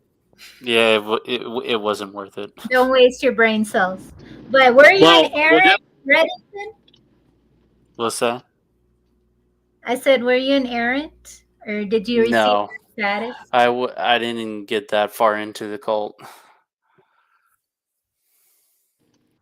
yeah. See, I never really followed Archaics. I know James True was like a big one. I think that's who DK followed, but yeah, it's really interesting. We all came from different, like I guess you'd call it internet cults. Like I came from Benjamin, and I mean, it doesn't mean we're like in the cult, but what I mean is like we're all in like the outer rims of these kind of weird occultist kind of like things.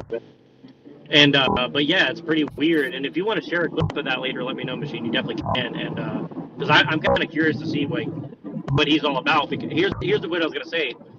Neil, Gnostic informant, came out a Gnostic, and then now this guy's went to prison, came out a Gnostic. Like, so they have like the black Islam for the blacks, and then they have like the weird like occult Catholic stuff for the Mexicans, and then they have like this weird Gnosticism for white guys. Is that what I'm hearing? That's what it sounds like to me personally. I think that's what happened to a lot of white nationalists when they went to prison too. They come out like kind of weird, like Gnostic occultist or Catholics or something like that.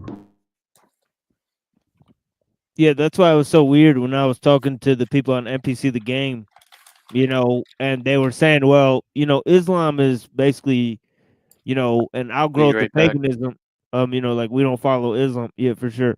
And and they're saying like Islam is basically part of the whole nexus of, like Christianity and all that type of stuff. But then they're calling their science, or whatever, they're calling it Islam. So he said by Islam, I'm not talking about the Islam that you follow. I'm talking about the Islamic science. And I'm like, yes, What but was why do you that? guys? And I'm like, why do you guys call it Islam? I mean, right? I mean, it was. I'm sorry. What did you say, Anna? What is Islamic science?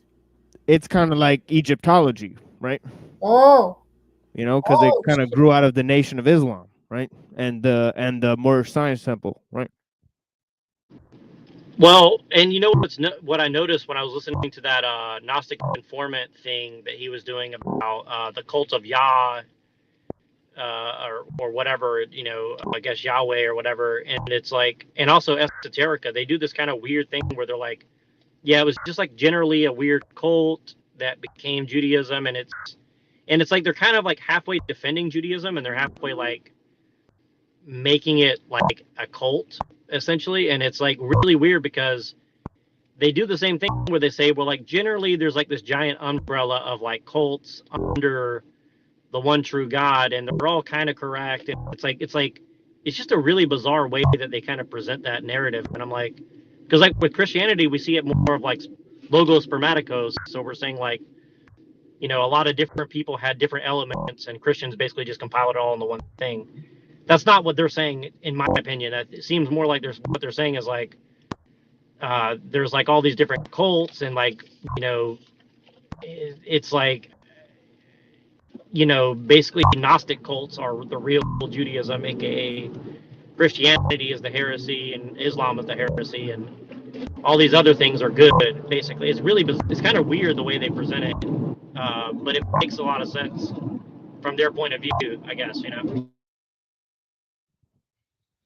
Well, again, they're combining Judaism with every place that the Jews were enslaved. They're under the tutelage of the Persians. They're under the tutelage of the Egyptians, right? So the fact is that they're under the tutelage of the Romans, and the fact is that the Jews themselves combined some of their traditions with these people. So when they look at Jewish history, they will find Jews who readily combine their thoughts with Roman thoughts, Persian thoughts, Egyptian thoughts. So what? That doesn't mean that Well, that's Judaism. It just means that when the Jews are enslaved to a people, they kind of become a fifth column within the society, and they control the priestly, arm of the society.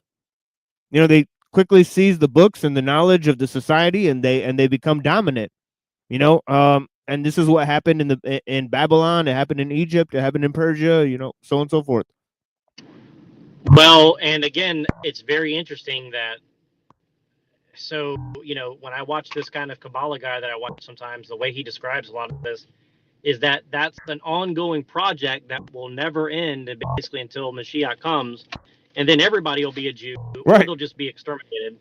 So Right. They it's know, yeah. Right. They know. Yeah. They know what they did. These people are just like, oh yeah, we figured out what Judaism is. It's amalgamation of all these. It's like, they're just laughing at them. They're like, yeah, we invented all those traditions when time went by, and now you people are marveling over all of our traditions.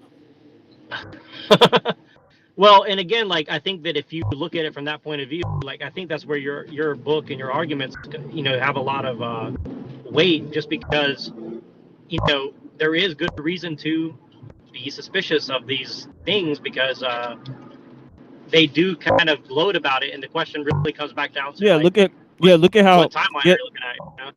Yeah. Look at how Benjamin said "so what" to so many things that people said. He said "so what." Yeah, we did it, and you know what I mean, that's it. He's like, yeah, we Yeah. created the science and the occult and all that stuff. It's like, Well, it's fine. well, and that's why, like I sent you that joke,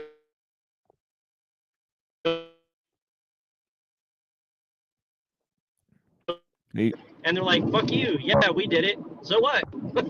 We're winning. Yeah, I You're think you. losing. Who cares?" I mean, that's like literally the way they react to him. Like, Yeah, you cut out there a little bit. But yeah. oh, oh shit. Sorry, can you hear me now? Yeah. All right. So that Joker Nazi guy, he'll say like mean stuff to the Jewish people, and then like the Jewish people will be like, "Yeah, so what? We're winning. You're losing. Who gives a fuck?" And they're like, and he shows them like the Mean Mr. Mustache flag, and they start laughing, saying, "Yeah, I like it. It's good. It helps us." Like some of them say that. So it's really, that's why it's funny. It's like it depends on your perspective, and I think that's kind of what I've been trying to explain to people. Like, what seems bad to some people is a good to other people, even if you wouldn't expect it. Because Yeah, that's what's so funny you about Drew's last show. Shout out to Cockboy Hotline because he did a whole show about them normalizing anti-Semitism. I don't know if you happen to see that. no, I did not, but that's interesting Yeah, yeah, because that his last definitely is show. happening for sure. Yeah, his last show is about them normalizing anti-Semitism, and it's funny because Herzl talks about this in 1895 in the Jewish state. He says that they need to spread anti-Semitic ideas because it builds solidarity of the Jewish people. He literally says that in the work, Yep. the Jewish state. Yep. So No, and exactly, and it literally creates cults and occultism out of it. That's the fucking genius part of it.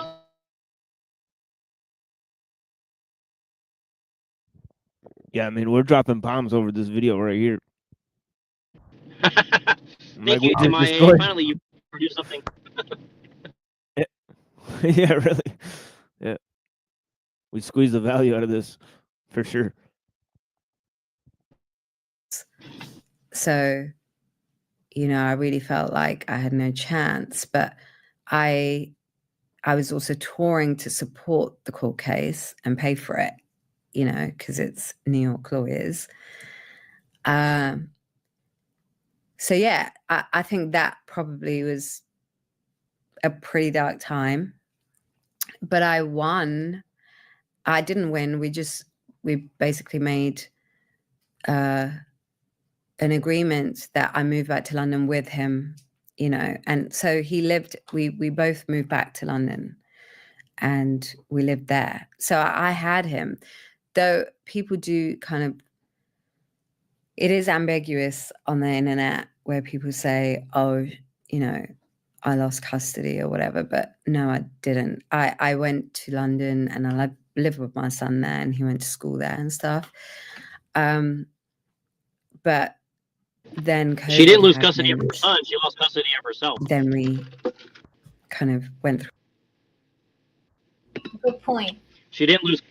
Yeah, and and again, that's a kind of a weird sidestepping and portrayal of what's going on. And again, like, I'm not making fun of her. Like, I feel very bad for her. I'm just saying, from what I've seen here, at least. I mean, I don't know her whole history at all, but I'm just saying, like, it sounds really bad, but it's also like strange because she's kind of like strangely defending it in a weird way. So I think that's kind of interesting. She's trying to Like, play a single mom sympathy. well, she got Sharia by a Jew, and now she's upset. I mean, now she's kind of like defending it. Again, but at that time, yeah, I was, after that case, I was very much done with the music industry. When it kind of gets to I couldn't separate out the personal and the professional because yes, it was one thing. You work with a lot of powerful people in the music industry. I was just butting heads with a lot of powerful people without knowing why I was put in that position. It's very interesting. Like if you look at 15 years ago, the people that I was always doing that with, which was completely just quite random, the people who took offense to me and came for the confrontation, or I had confrontations with, 15 years later, they are the people that society is saying, oh, this is, it's just, what I'm saying is 15 years ago, the story was different. I was the bad person and they were the good people. And 15 years later, I feel like it's completely swapped. And all of those people were all one thing, is what I'm finding out. Whether you, because it was pretty much big news that I went to, I had a conversation with Lady Gaga, then there was Jay-Z, then there was, Beyonce with BLM, or then there was like this Yeah, I person, think this one, her whatever last utterance, corporation. And totally incoherent, but I think what she's trying to say essentially is that that she became a veil of a large cabal, because she said that there's a bunch of people that she thought were one thing, but then they all turned out to be a whole nother like group of people. And yeah, so Right. yeah, so it seemed like seemed like But she's making you do the work, right? Because she's not laying it out. yeah, but she's definitely saying like, you know, a veil has been lifted, and now she sees that people that she thought were separate people were all one group of people. Perfecto.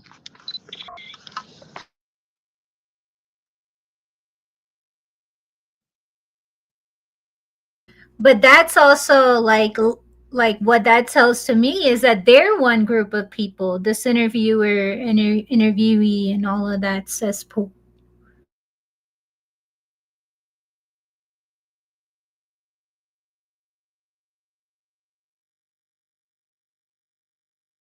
I'll have you know that Patrick Bet David is a veteran.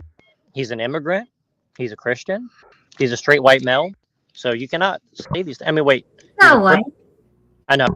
He's a person of color. So you cannot besmirch his character. I'm just kidding. Go ahead. Please do.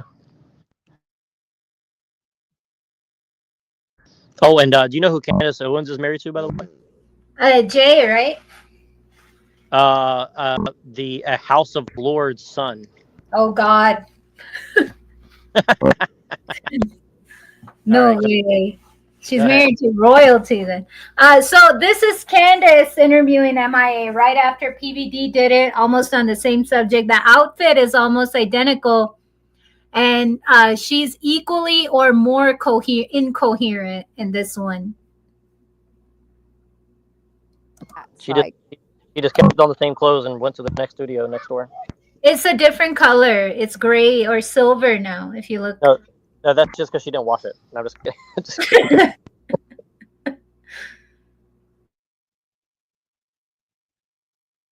I feel like that's the reason, like people check find out, a check coat, out this you know, and they just want to. Check out this comment on my recent video. It says, "Thanks for the analysis. A bit off topic, but I wanted to ask. I have a SafePal wallet." Fuck! I got that comment too. With the key phrase and shit, like as if it was some kind of MK Ultra. How do I transfer to Binance? God. Yep. I got that on my last 3 videos. Okay, so I don't know what this spam comment. Our channel. This spam comment is wild. It says, "SafePal wallet with USDT, and I have the seed phrase: alarm, fetch, churn, bridge, exercise tape, speak, race clerk, couch, crater letter. Could you explain how to move them to Binance?" What the fuck? Lols. Yeah, so I So think what that looks like to me is like they're trying to scam you to put like a seed phrase into your Bitcoin wallet. That's the best I got out of it. Like, oh that shit! comment for a long time. Oh damn! Okay, I see what you're trying to say. And then if you did it, then yeah, hack your account or some take shit. your money. Yeah. Oh shit, man! It's kind of funny to think you have Bitcoin, I guess. Well, it gets weirder, and like I told Machine a little bit, but like there's like weird like underground economy of like meme coins and crypto coins that are like, you know, like these tiny little coins, and like the Hawk Tuah one girl is like the most obvious version, but like if you look at her as an example, like that's basically what a lot of the media has turned into, where I can't really get into it because it's probably very dangerous to talk about, but if you look at the Hawk Tuah girl, that's a good example of like what I'm talking about. So And her shit just got exposed as a scam, right? yeah, but I think they burned her because they don't want you to look at all the other ones because Correct. Basically everybody in the media that you look at, that's like a 15-minute fame thing. They've turned into a version of that. But yeah, hang on to it, and but like we said, this is like a moment of transformation, and a lot of people are going through the transformation. A lot of people are going through the awakening of like how to deal with it, because there's like a few things that confuse me. One is, becoming Christian in this time, and if I'm listening to like a Christian service, and the emphasis is always on Israel, and how it So is there is a the chosen definite, place. I And mean, symbolism developing behind her choice of dress, and yeah, it's not looking good. This is a Christian. Red and black on Candace. And and the nails on this one is just like, Yeah, how do you like your ass? you know what's funny is like there's like a lot of weird like me Mr. Mustache adjacent pictures of black girls like as memes, and it's like basically saying like we're part of like something like the neo me and Mr. Mustache people stuff, and it's like a lot of that. And again, like this is why Owen Benjamin's interesting, because if you look at a lot of his rhetoric about Kanye and Owen and Candace Owens, like he criticizes them. He criticizes them on one end, but then he also says that basically some like he kind of feeds into that kind of memeology or whatever you want to call. So yeah, like red, black, and white are like the power colors for these occultists. Like like the white stripes, like they use black, white, and red for that reason. They see it as like some sort of weird occult power color or something. So I don't know Because exactly. what it could be is that when you break down certain elements into their base elements, that they look a lot like red. I forget which order it goes. It goes from like black to red to white. So it's like has to do with alchemy. At least that's what I would from that other video that I watched. That could be one of the reasons why, but I don't know all of occultism stuff, so Right, and then the black and white is for, like the Hegelian, like false dichotomy. They get the problem and the solution. And here Candace is like black and red, but it's black. And then she's like silver and white. And the other one, PBD, was black and white, and she was white all the way, right? So I guess she's supposed to look like the pure, like Machine is saying, pure and good individual. But she's like, she just declared that she's converted to Christianity, and she's about to badmouth Hinduism, and then she's also about to like posit Aryan invasion theory, and then say like the Tamil people are the originals, and that she's from them. And then she drags like St. Thomas's church into all this and relates like the Tamils with Christianity. And I even think saying like the Hindu people like invaded like the Tamils or some shit like that. Like what I-Fi was saying. lols. It's So I-Fi crazy. was right. No backup. No backup evidence for anything. No, it sounds like Nope. Hi-Fi listens to these people. No, wait. So you're saying that I-Fi was right or he's wrong? Sorry, I didn't hear exactly what he said, but I'm just wondering. No, he's not right. Is he ever right? I don't know, but he is Yeah, certainly not right about that. I think it's like just regular shit, because if you go south, they look like people from the Ivory Coast of Africa. If you go north, they look like people from Persia. So it's just different shit. And she isn't even a dark skin. The way she's talking, like, oh, I'm a Sri Lankan Tamil and I'm original, whatever. And then she says Hindus worship demons because Unless you use some when bleach they, cream. but look at the body. She's even a It's little actually lighter wrong. than me. So anyway, but yeah, she says that like, oh, Hindus worship demons because when you light an incense in front of a deity for money, you're praying to the devil or whatever. And she just like butchers Hinduism.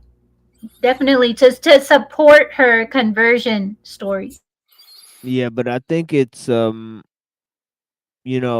think for Muslims and for you know these type of people, they want to portray the gods because it's funny how like white people don't really look at Greek stuff as paganism.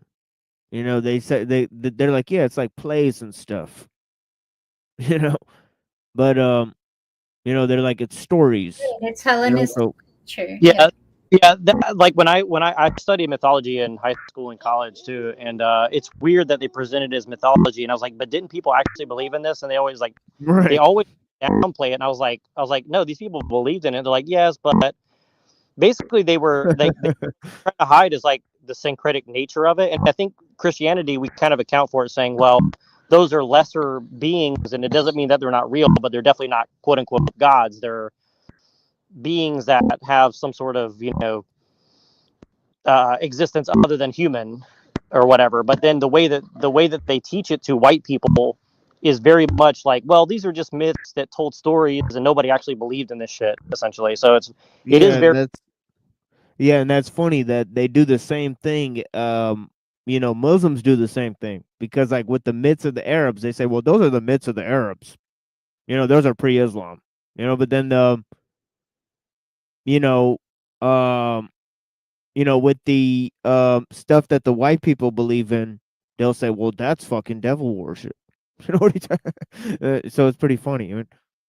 well, yeah, and I think you were telling me, and Anna was telling me about like the 1001 Arabian Nights or some shit like that. But then you have like the jinn, and then you have all these other like things as well. And like for me, like I think all that shit is real. It's just it has to be contextualized properly, right? So like I think even like the Greek mythology is probably like, I don't want to say it's totally quote unquote true, but it's definitely alluding to things that actually happened, I think. But Yeah, you know, because they lived on Earth. So I mean, Mount Olympus was a place on Earth. I think. So yeah, I think could be that there was obviously some kind of truth to some of that. Right? Right, but you're saying that she's saying like she's using Hinduism as paganism and then Christianity as a savior, right? Yeah, In this example. Okay. yeah, and I think that's weird because it's like, wait, wouldn't that just be everybody? Right? Why the Hindus for that? Right? It would just be everybody then, right? It would be everybody who had quote well, unquote gods.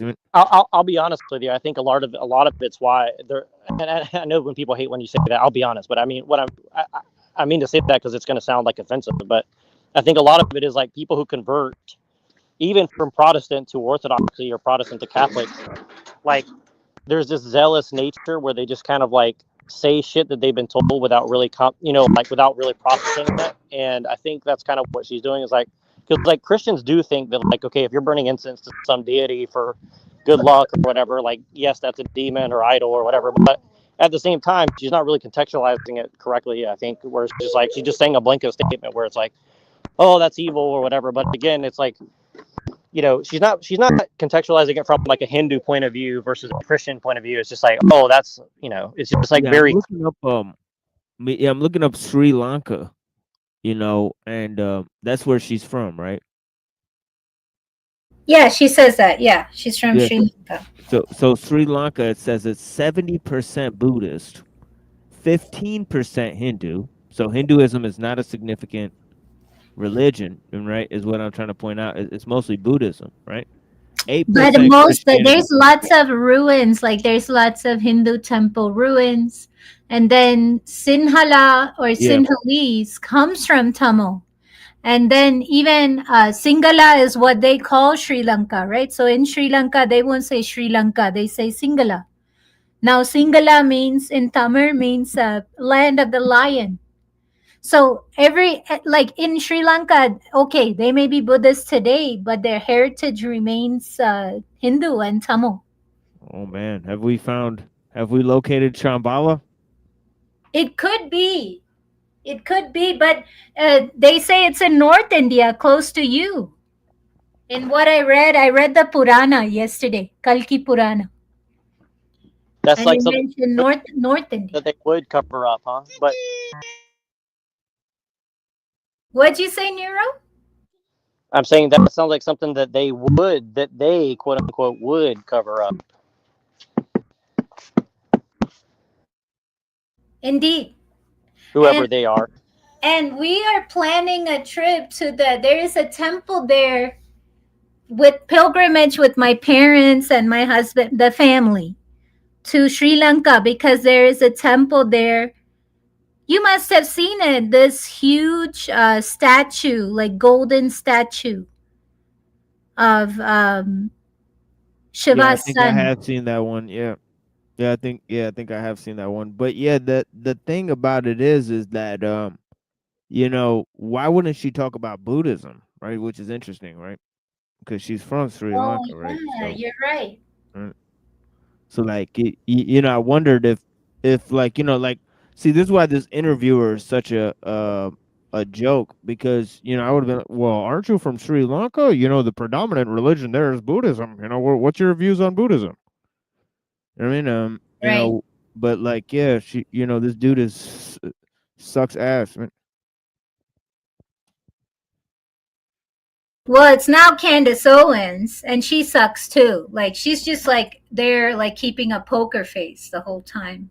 I don't think she understands a word of what's being said. It sounds like everything's going over their head.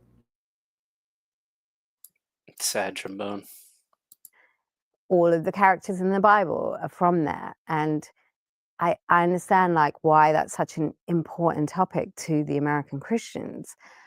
And even my mum, who's been a Christian, she's been on her pilgrimage to Israel and things like that. And I just find it really Wait, what? a really important. Did she Pil- say that her mom's been on a pilgrimage to Pilgrimage to Israel? Israel. Well, I think that makes sense. If her kids are Jewish, what type of Christian is she? Right? She's probably, uh, evangelical. Or in other words, a Christian Zionist. Right? Basically.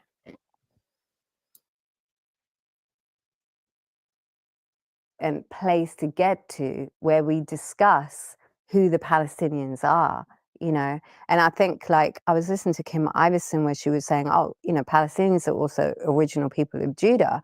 And it's true, like if you do DNA tests, you'd find that there's been this mixing, and both of these places, of course, they've been in the same demographic for thousands of. See, this is what I'm saying. Like I-Fi says this shit, copy paste. But she's promoting the what do you call it, leftism. So she's promoting Right. quote unquote Palestinian heritage, right? Because she's because of her earlier music career, that centers around those types of themes. And I think she adopted some of the iconography from the Tamil Tigers, right? And Right, she there's did, a which is military, highly controversial. yeah, yeah. So she used Now wait, the Tamil Tigers, aren't they a terrorist group exactly. inspired by Veerappan? Do you Yeah. know Veerappan? Okay. Well, I'm not so familiar with the whole ideas there, but I do know that she used like you said, the symbology from this terrorist group from Sri Lanka. So it's interesting. Right, What and are those Islamic or Christian? the Tamil What would be Tigers' goal is to have a Tamil Sri Lanka, they say. well, what religion do they rep? Hinduism. But how are they having an ethnic They're thing Hindu. uh, if most of the country is Buddhist? they claim the heritage, right? The Oh, original, like, so they want to heritage. go back to Hinduism and get rid of Buddhism, Right. essentially. Or the other line is like they argue as that the Tamils are the original ethnic inhabitants of Sri Which Lanka. seems to stand to logic, but see, that's the thing is like that's kind of why I talk about white nationalism stuff, because it's interesting. Like most of the world sees things in like this kind of weird ethnic thing, especially since Judaism hit the scene everywhere, right? So it's kind of interesting. Like Judaism kind of brings that like element into things, at least sharpens it up a little bit. So, but I mean, maybe that's always happened, but it seems kind of curious, you know.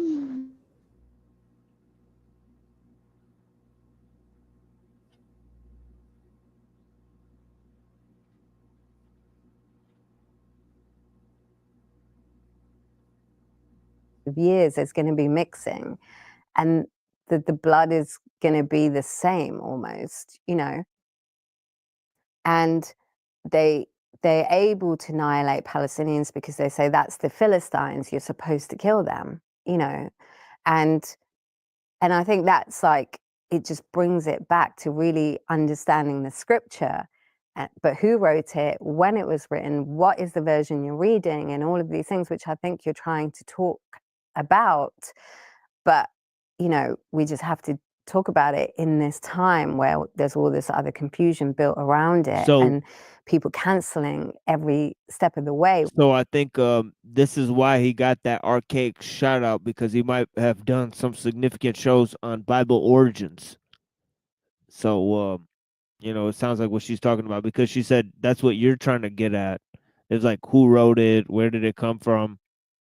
So I guess he's prominently asked these questions, right? Which is strange topics for his type of show. You know? But yeah. But I think he's a Christian himself, right? Or he identifies as one. So He's Too weird about archaic, it, but yeah, I think he says he's a Christian, but he's so like weird very about it loosely. because he's like says that he doesn't, he's not religious sometimes, and other times he's Christian. I think they really wanted to, these people exploded with the MAGA audience, so I think they don't want to stray too far from being Christian, you know.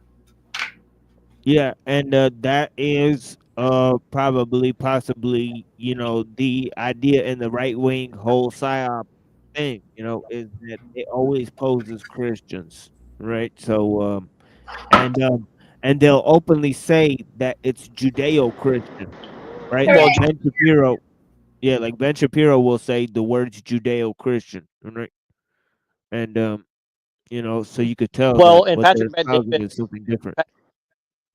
and Patrick Bet David has explicitly said this many times, Judeo-Christian. So he's definitely not hiding that aspect of it. And it's also kind of interesting because, like, just to do my Alex Jones shout out, Alex Jones used to like not really get into Christianity that much. I mean, he would kind of refer to it here and there, but definitely around like 2014, 15, 16, he really pushed it a lot harder. And like, but really, it comes back to like this weird Christian paganism thing, and Pilliter kind of like sees it really clearly too. Like, I think it's kind of hitting him pretty hard right now because he's kind of noticing like how intense like they're blending paganism and Christianity in the right wing circle. So it's kind of interesting. Like, I don't know exactly what's all involved in it, but it does seem to be a theosophical thing or something.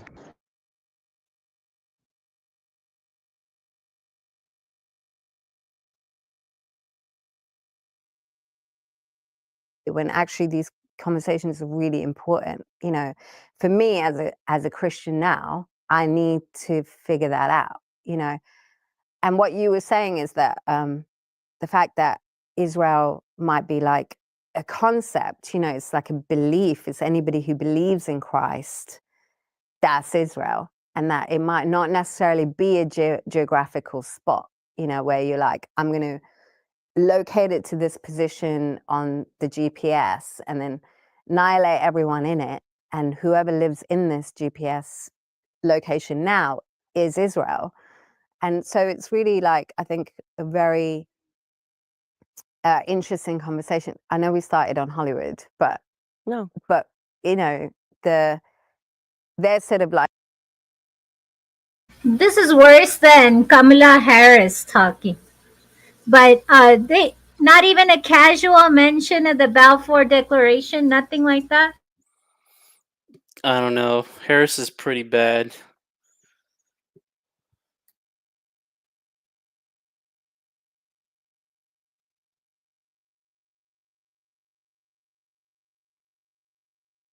Like, I don't know, they're sort of in a system that is reluctant to do the transformation, but the transformation is happening regardless. And especially, I think, in the next 4 years, even Trump has to confront that. Even RFK has to confront that. You know, the leaders. And if you say Kamala Harris, Rewind that. Rewind that. Rewind that. I want to hear what you said about Trump and RFK is really quick. Sorry. reluctant to do the transformation, but the transformation is happening regardless. And especially, I think, in the next 4 years, even Trump has to confront that. Even RFK has to confront that. You know, the leaders. And if you say Kamala Harris,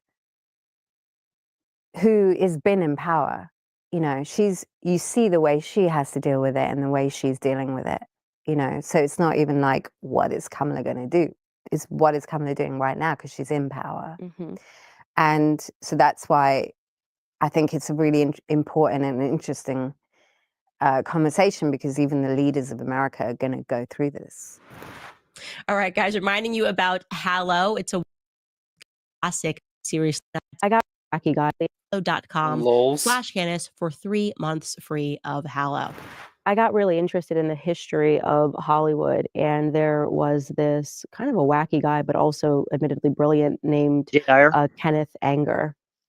As director, producer. Whoa! Hold on. For a very long time, and he pause that. Oh shit! Wait! What did she just say? So I was gonna say Jay Dyer.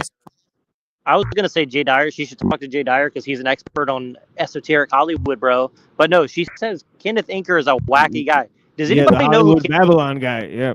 Yeah. Do you guys know who Kenneth Anger is? Like, he's like a what the? She's like, oh, he's just he's a high grade occultist and Thelemite guy. Very hardcore, and she's like, oh, he's just wacky. Like, yeah, dude, he's got like, Lucifer. Yeah, he literally has Lucifer tattooed on his chest. Yeah. And he also is like a hardcore pornographer, basically.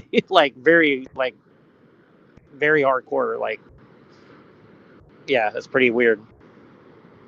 All right, go ahead. Sorry. Very sus. You know, this is the same Candace Owens who introduced Andrew Tate, right? So take it with a grain of salt. For 3 months free of Hallow. I got really interested in the history of Hollywood, and there was this kind of a wacky guy, but also admittedly brilliant, named Kenneth Anger. As director, producer, just been in Hollywood for a very long time, and he wrote 2 books called Hollywood Babylon. It's a fascinating read. Fascinating read where he speaks about, first and foremost, how the bootleggers, the criminals set up Hollywood. They were really the carnies, right? And people started coming to the show, and if they could create something, sorry, really quick, they could draw crowds, and people would sort of. Really quick, I want to mention another thing. Look up the song "Misfit" by the Misfits called "Hollywood Babylon," and if you look at Glenn Danzig's lyrics, it's all about that kind of shit as well, like hardcore. Yeah, I mean, it's insane, like how much stuff's kind of like just underneath the surface. That's why Glenn Danzig is like really respected in Hollywood circles, because he kind of talks about all that. But the other thing is the Hollywood Babylon. Like, that's a very weird. Can you just back it up 15 seconds? Let me hear one more time what you said about. It's a fascinating read. This kind of a wacky guy, but also admittedly brilliant, named Kenneth Anger. As director, producer, just been in Hollywood for a very long time, and he wrote 2 books called Hollywood Babylon. It's a fascinating read. Fascinating read where he speaks about, first and foremost, how the bootleggers. Oh, I remember now. Okay, I remember Hollywood. now. Right. They were really the carnies.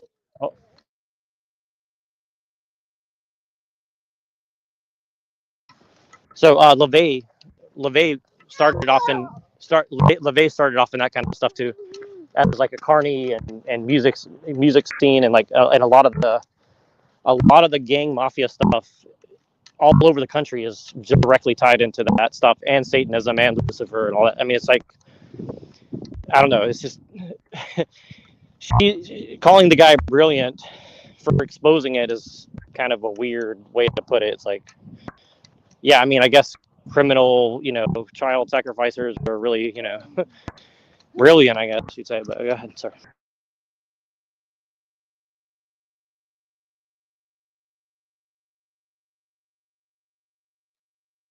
Right? And people started coming to the show, and if they could create something, they realized they could draw crowds, and people would sort of worship these people. And I'm talking trash people, like middle of nowhere, Midwest. They kind of created this carnival experience for them, and the next thing you knew, these people were stars. And It's like the how movie Babylon. I haven't seen it. You should watch it. Is that like the original one? It's the one with Brad Pitt. It's the one with Brad Pitt. And it's recent, and it's really interesting because they have the tunnels, and they talk about this kind of crazy Right. debauchery and people being in tunnels and stuff underneath Hollywood in the 1920s. That's where it starts. Yeah. Yeah. The golden age. And when he starts sharing how they really built it up, I am so committed to the idea that Hollywood is like fully demonic. I mean, in terms of them even making sure, like, there were certain directors that made sure every single actor and actress that was brought in that film studio was either a lesbian or homosexual, because they wanted that agenda.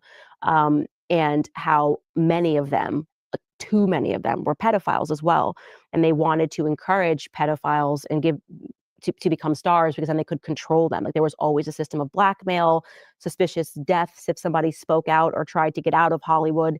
And it was actually reading this book that made me realize that so many of these things that were told to me by Kanye, like when he was going through all of that stuff, I was not awake yet to what he was speaking about, because it's so evil. It does sound crazy. Right? When he kept saying to me, this person is an op, this person is an op. I'm like, why do you keep, then when I didn't believe him or didn't understand him, he'd be like, you're an op. And I'm like, why do you keep calling everybody an op? And then you learn that these people and these handlers are have high. always existed, and the system of blackmail always existed, and that they would sit down and commit themselves to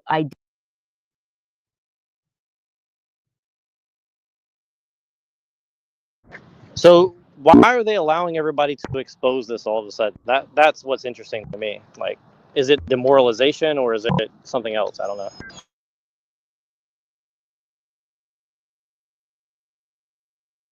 It's to the point where it doesn't matter, right? Like, it doesn't matter if we know, right? As in, no one's gonna go start a revolution or a riot. Or Whatever, like, whatever needed to happen is happened, and the operation is complete. Like, so even if you tell us that we're under a spell, we don't want to wake up, more or less. Something like that is what I'm.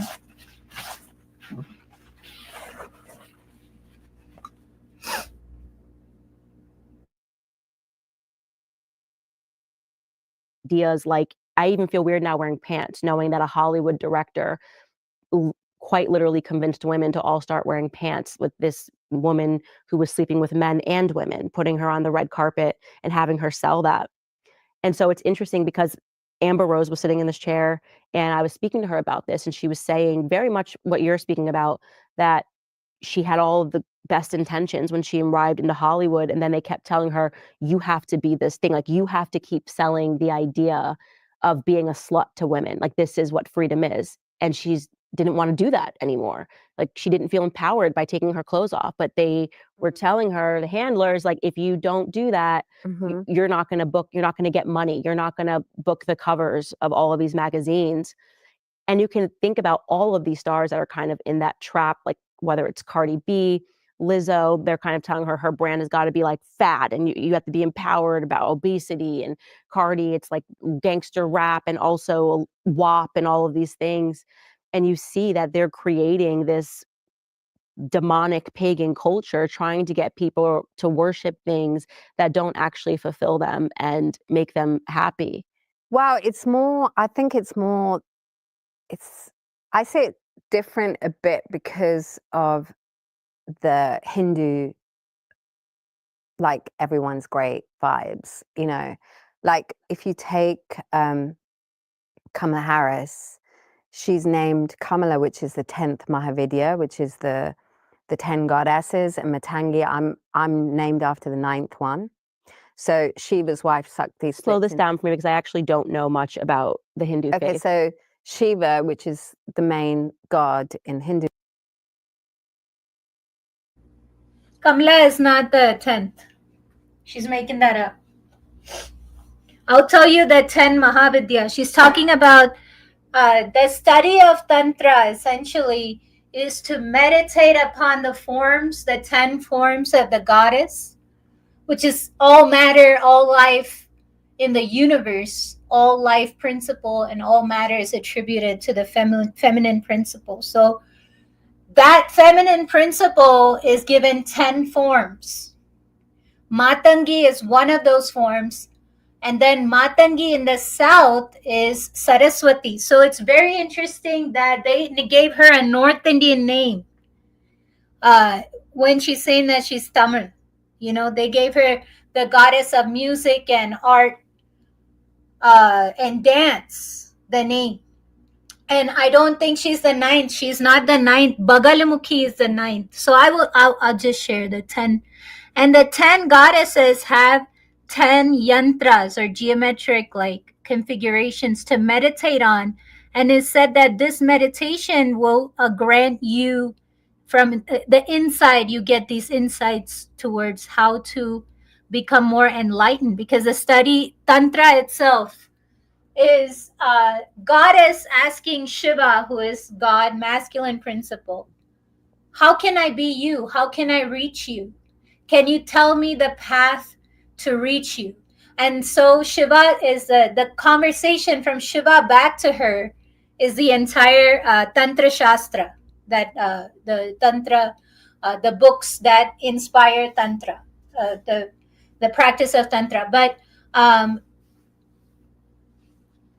so of those 10 forms, Matangi is one, but Kamala is not. I will show. Thus Mahavidya. And it's called the 10 forms of the goddess that gives the highest form of knowledge. So just 1 minute. So the 10 forms of Shakti. So Kali, Tara, Tripura Sundari, Bhuvaneshwari, Chinnamasta, Bhairavi, Dhumavati, Bagalamukhi, Matangi, and Kamala. Oh shit, they said Kamala. But I've been to the original temples and it's not, the name is not Kamala. You know, it's goddess Lakshmi, I think. But they're saying Kamala here. And it's interesting that she is kind of like equating herself to the goddess, and then also Kamala Harris to a goddess as well. So I don't know what kind of play they're doing over there.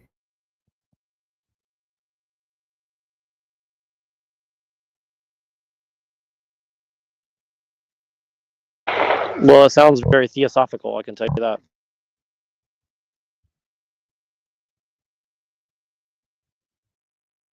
Hinduism, he has a wife called Sakti. Okay. And before she was incarnated as Sakti, which means strength, she was called power. Yeah, so Shiva had a wife called Parvati, where the This is all butchered. He's calling, she's saying Shakti is power. Shakti is life force energy. So it would be closer to Chi. And in Sanskrit, you would call it prana. So that's what Shakti means. But she's saying it's power, like some kind of feminine empowerment thing, right?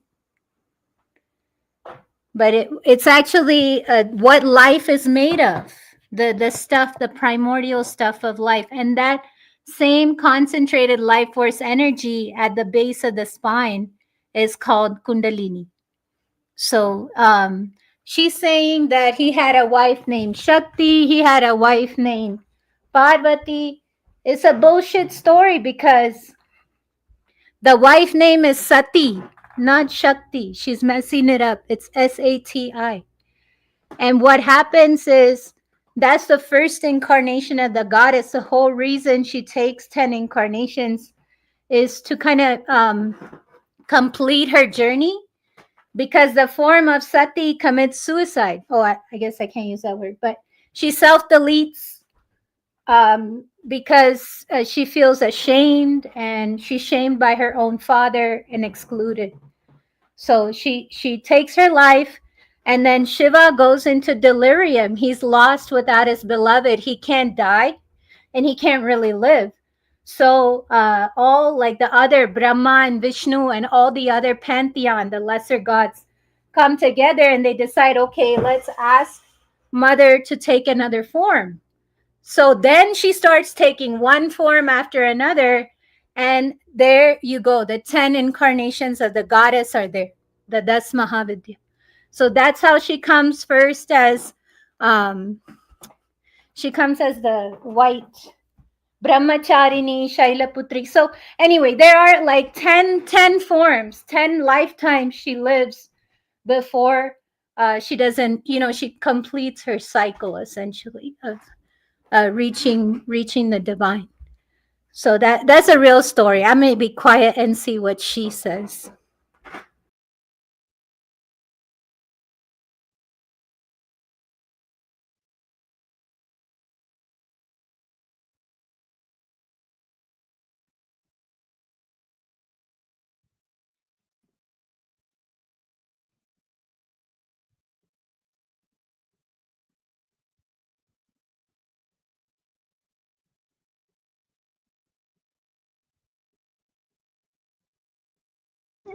Whoa, what happened?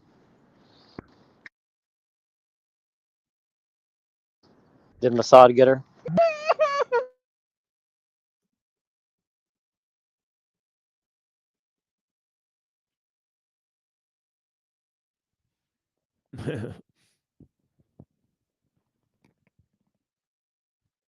Yeah, it's all good. I think we covered some significant ground there for sure. We beat the horse.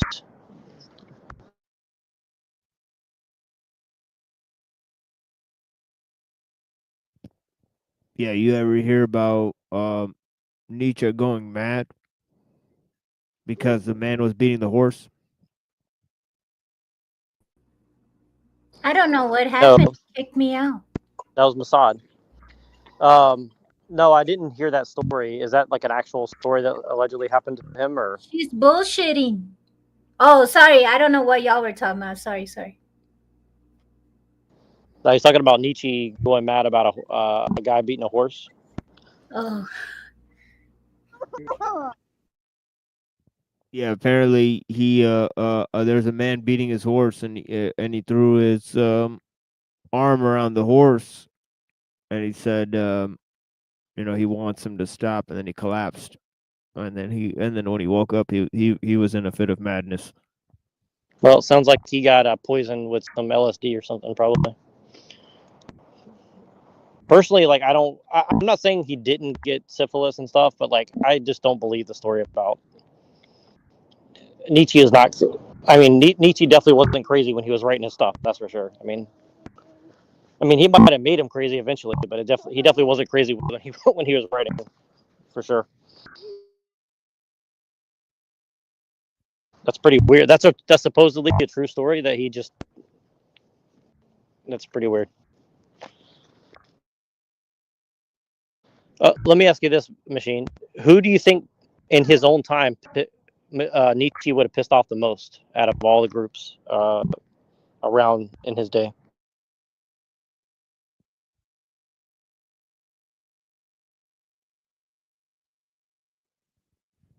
I guess it would be you know because the thing is that he's a highly refined thinker, so other guys, it's kind of easy to see who they pissed off. But Nietzsche, he tried to get under the skin of a lot of people. Right? He turned against almost all the people. Like he turned against Schopenhauer, he turned against Wagner. He turned against and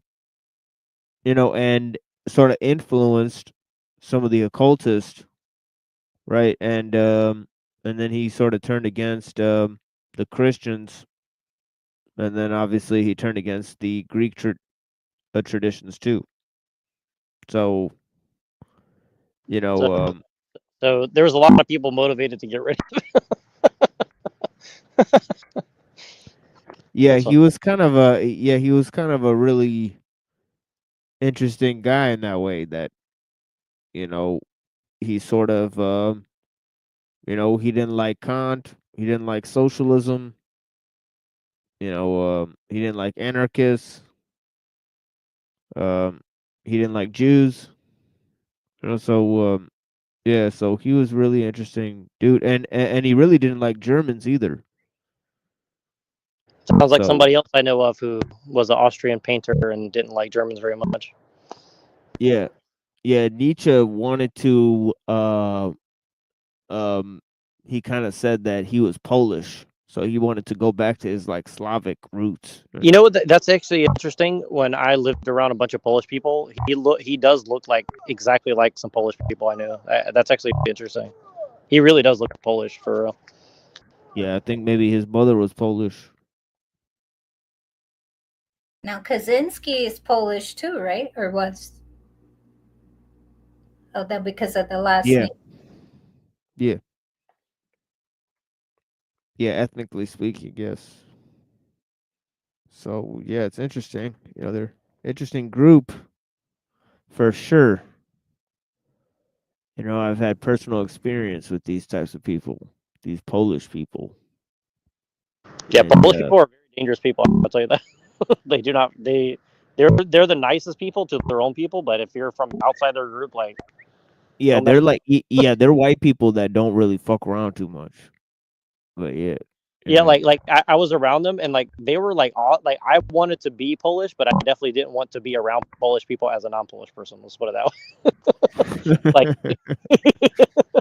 Like like you definitely get the sense like you're not Polish. Well, get out of here. You're not welcome. Like it's no.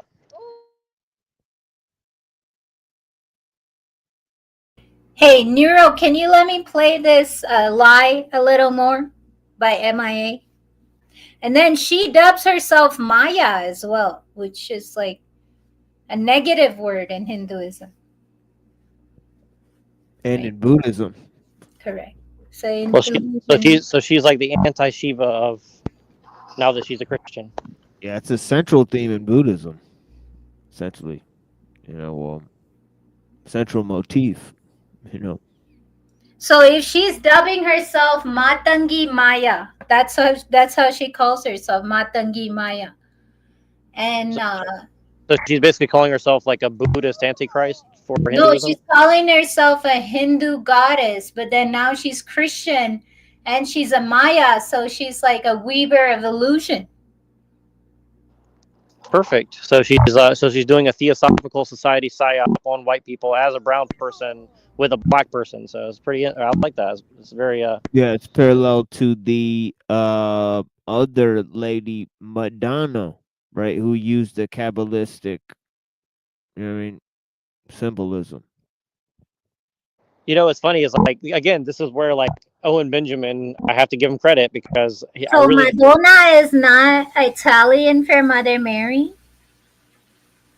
Yeah, I think yeah it was for a long time, and then she had the hit song was called "Like a Virgin Touched for the Very Correct. First Time."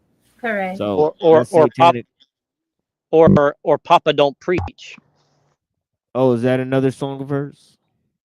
Yep, Yeah, and then Papa don't preach. also "Material Girl in a Material World." That could be seen So as Papa, Gnostic. Papa is a word for Pope. You know that, right? Everybody here knows Papa. Yeah, And then you said material girl and a material world. Yeah, that one. Yeah, that's a very, very, very weird song too. yeah, that's talking about the sort of, the like the fallen world matrix from the Gnostic, thing. Yeah, it's a very Gnostic song, definitely, 100%, 1000%. Yeah, I don't even remember much how it goes, I but don't even need to. I can just tell you, but I can just tell you. I can tell. but yeah, I remember it was from that Adam Sandler movie, that Wedding Singer. I think he says it at some point in the movie. But yeah. Yep. No, but it's funny. It's like I remember growing up hearing these songs on the radio. Like a lot of these weird like pop songs, just like listening to it as like a dumb Christian who didn't know really much of anything, and I was just like, this song is evil. This song is evil. Like I just knew. Like I didn't need to like know much about it. And then like now, 30 years later, I'm sitting here thinking like, these songs are really evil. Like Yeah, I don't know. I think that got me pretty good because I didn't necessarily think Birdman was like evil or like, or like Buster Rhymes was particularly evil. But then the more I would like probe into like, their particular habits and shit. But yeah, it does seem like some of those guys, you know, like I don't know if you guys saw like Buster Rhymes gave a whole speech, um, when they did the whole, you know, the entire lockdown, you know. No, I didn't Yeah. know that. Yeah, he gave an interesting speech at that time. I don't think we could play it because I think it got banned. But yeah, you know what I mean. Well, But yeah, what was the gist of it? Because I definitely didn't hear that either. I think he was like very much protesting some of the regulations or something like that. Because they had a whole entire thing with the concerts. I don't know if you guys remember, but they had like something about going to concerts. So yeah. Yeah, a lot of people in that industry were surprised. They thought they were in the club, and they suddenly found out they weren't. I think it shocked them a little Right. bit. Essentially, like, oh, okay, concert banning bad, but like, what about all of us that had to shut down our businesses? Fuck them. Yeah, and it's also kind of weird because, yeah, Buster Rhymes is interesting. Like, I think he has some interesting lyrics for sure, but I can't remember them. But just based on my memory, but definitely kind of see what some of these guys were saying. Sorry, I kind of lost my. Oh yeah, Coolio is another guy. That guy was saying some very interesting stuff not long before he died too. Like I honestly didn't like him because when I first heard his music, that Gangster's Paradise, I was having like a very rough time as a kid, and so I actually didn't listen to that song for like at least 20 years. I purposefully like avoided that song, and then I finally listened to it and I was like, damn, this is a very accurate song. And then I kind of looked into him after he died, and I was like, he's definitely talking about a lot of stuff that he probably shouldn't have been talking about. Let's just put it that way. And I mean, according to some of the people he was offending, I guess. Yeah. So yeah, it's pretty interesting. I think some of these guys try to get away. Like MC Hammer's another guy too. Like MC Hammer's another guy who, like, people from the Bay Area really like MC Hammer because he kind of like actually fought against a lot of the stuff, I guess. But people from outside the Bay Area, they don't think that he's a good guy. They think he's stupid or something. I don't know, but yeah. So I think it's kind of interesting. You kind of see that some of these guys try to buck the system, and other ones were definitely a part of it. I think. Well, did you ever listen to Funk Master Flex Machine or any of his like mixtapes or whatever? Yeah. Yeah, like I can't remember which volume it is. I think it's like number 4 or something. But that was one of my favorite albums as a kid. And I think the Buster Rhymes and they had a lot of other like weird artists on that one. I gotta find it. I'll dig it up. But yeah, Funkmaster Flex has some interesting stuff. I don't know if he was a good guy or not, but I really liked his mixtapes. They're pretty good.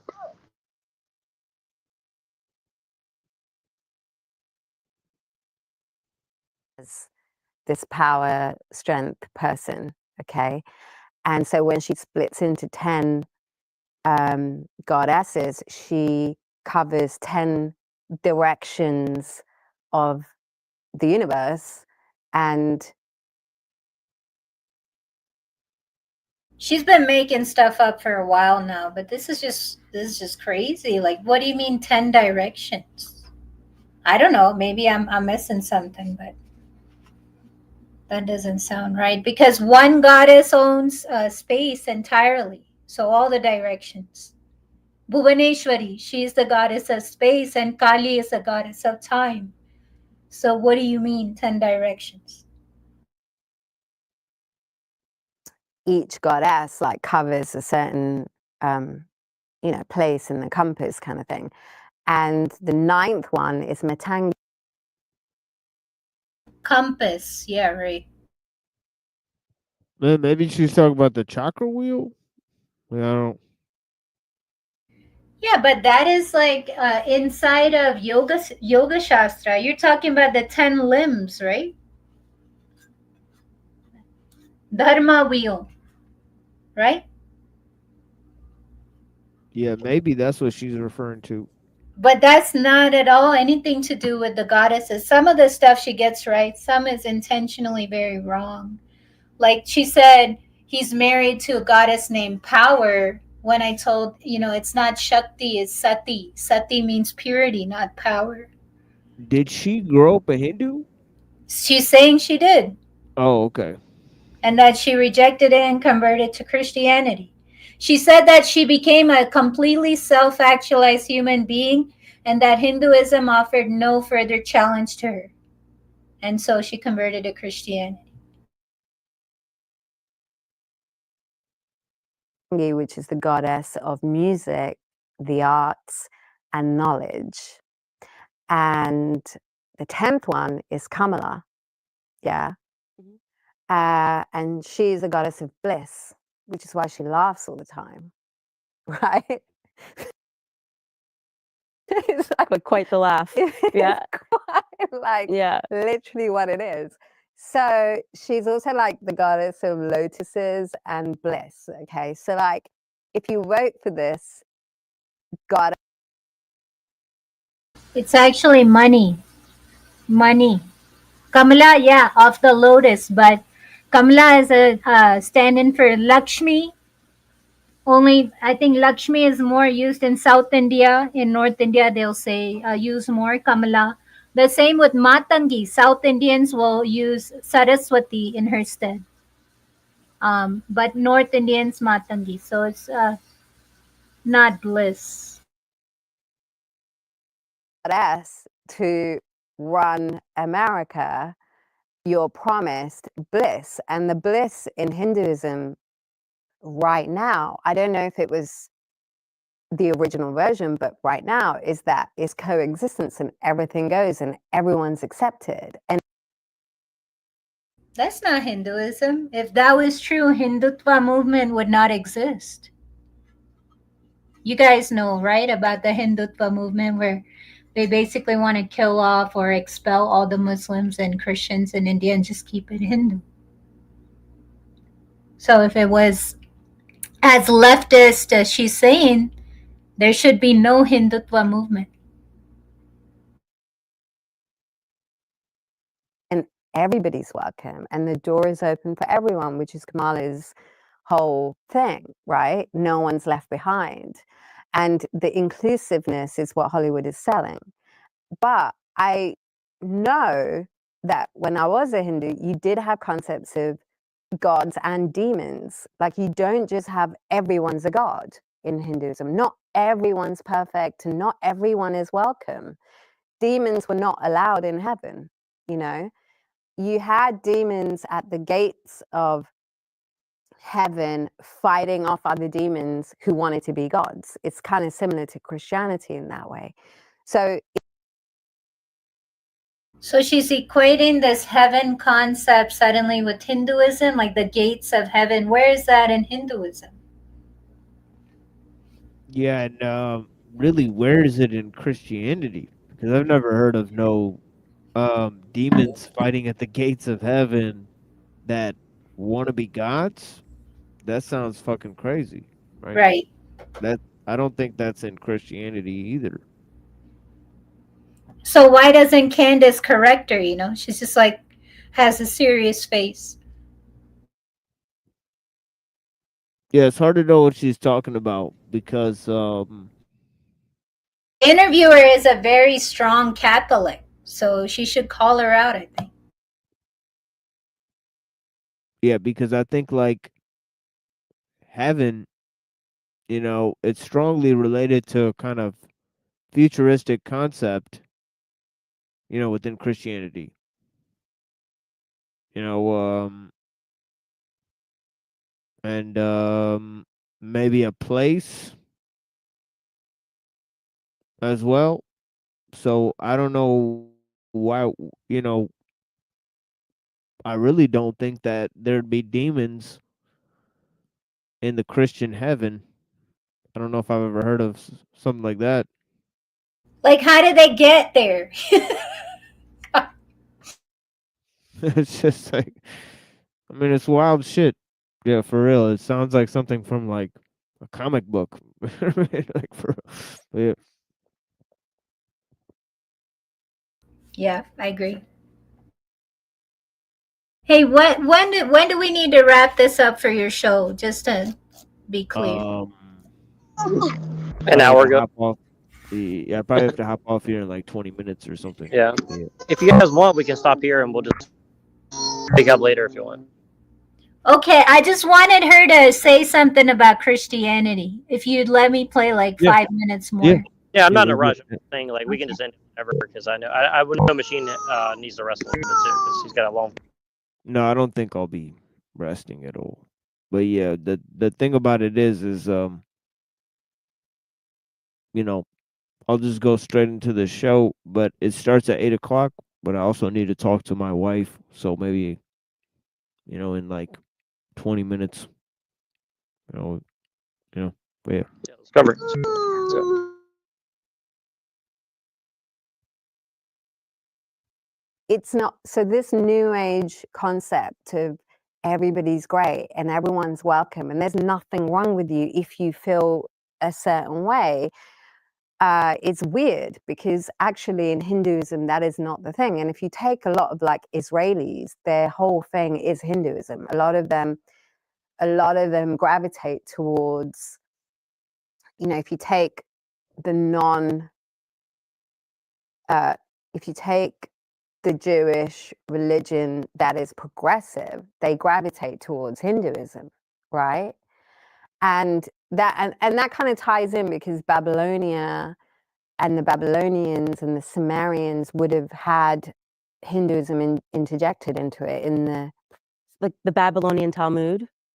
well, whatever, like the worshipping of the cows and things like that is kind of Hinduism. This is what I was trying to talk to PBD about because if you take the first town in Mesopotamia on the Euphrates River, it's called Ur, and Ur means town in Tamil, which is the language I speak. So, and if you take like Abraham's dad, who used to like chisel idols, that was his job. Like Hinduism has that, a lot of idol worship. We create idols and we dress it up and we worship it. And we also worship cows, we worship snakes. So this is like very, very annoying to me because like what does she mean we worship cows and snakes? Like you bring a cow and put it on your altar and start throwing offerings at it? Like it's just bullshit what she's saying. The reason for veneration of cows is manifold, but is seen as a mother, like life-giving mother. And when children die, when mothers died due to childbirth, the only substitute for mother's milk was cow's milk, so that's why the cow is seen as a sacred animal. And she's saying, "Oh, we carve idols," and we don't. It's not. There's no we doing that. There's a specific like configuration to carve because it's been laid down in the Puranas and even before in the Vedas, like in the Kalpa section of the Vedas is given the geometry, the exact materials, and all that is done in order to consecrate life force energy into that object or into that geometry. And then the person that's praying, they don't, even if they're not at a high level of meditation yet, through focus and through connection with that object, they can get there. That's the whole point. She's like, oh, we dress it up and then it goes to bed. I don't know what the fuck she's talking about. But yes, silk is used to adorn um, these misnamed idols that she's talking about, because they aren't idols. I would consider them images to aid in meditative focus, really.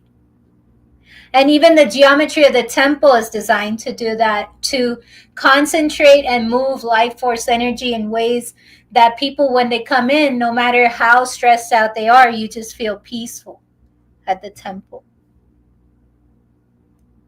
It's like Hinduism does do all of that. So it has a lot in common with the Babylonian belief system, and Hollywood loves it. You know, stars love it, and Israelis love it. You know, so there is this whole bit that comes from, because if you take that other documentary that was banned, the one that Kyrie tweeted, that Did they actually ban it in the end? No, Y'all know what she's talking about? She's talking about from Hebrews to Negroes. That's what she's talking about now. Sheesh.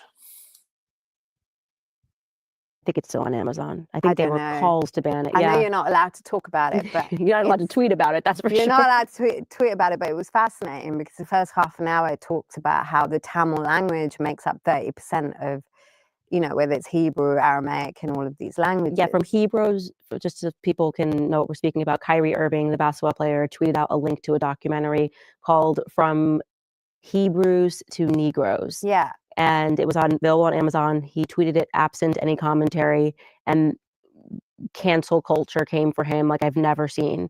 And they were wanting him to take 6 steps to get his life back for sharing a documentary link that he didn't do the documentary, he was just sharing it. But this documentary, and you're just saying what. Well, I'm a Tamil, so I'm the only Tamil in this Hollywood music, whatever scene. So, like, you know,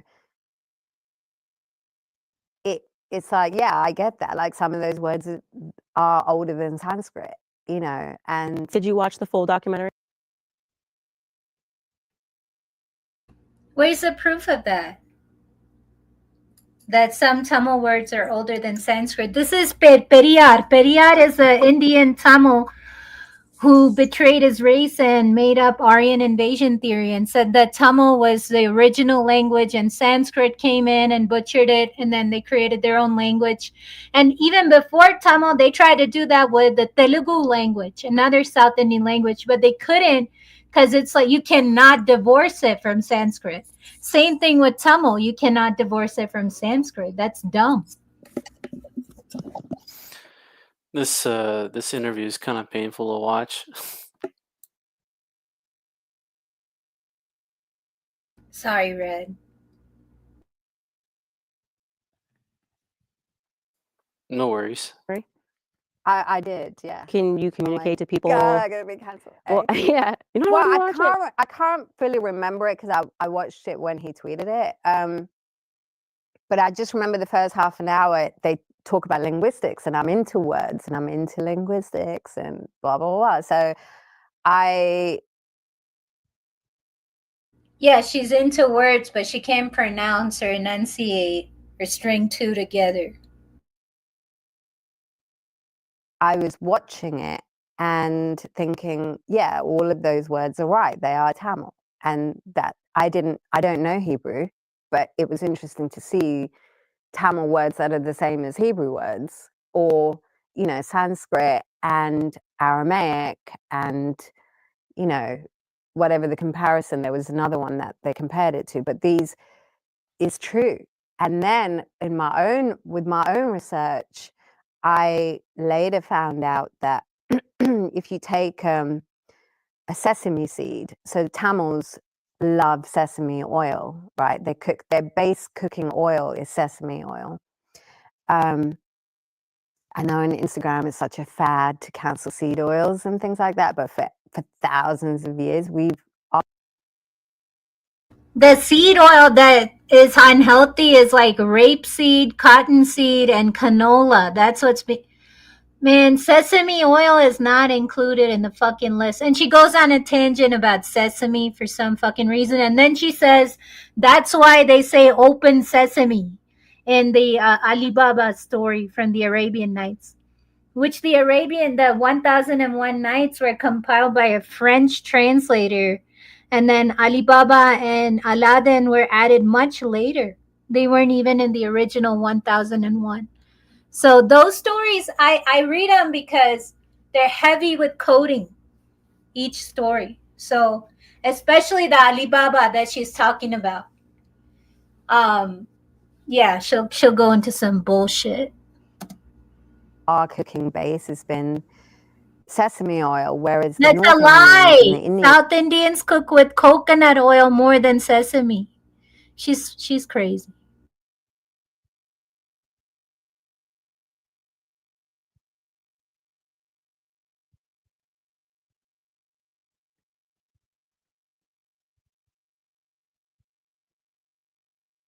Sesame oil is used for cooking and health benefits, mostly massage, oil pulling, and head massage, hair massage, and to light the lamp for God for prayer. You use sesame oil, but you can't cook with it because it's not as high of a melting, or I think like a low melting point as coconut oil. You couldn't cook everything with sesame oil, so all this she's posturing to set up the open sesame line, which I think she's like using as some kind of coding here. use ghee, and that's what they're famous for. But we don't use ghee. You hear that? South Indians don't use ghee. Only North Indians use ghee. I guess all the summers I spend going to the village in South India and them drenching my rice in ghee. All that was a false memory, I guess. MIA has opened my eyes. I guess you're fake, right? Exactly, Reddington. Yeah, but I mean, it's interesting. I mean, she's not from India, right? So Yeah, yet she's saying South Indians. yeah, so Is she I South Indian? Is she Sri Lankan? What is she?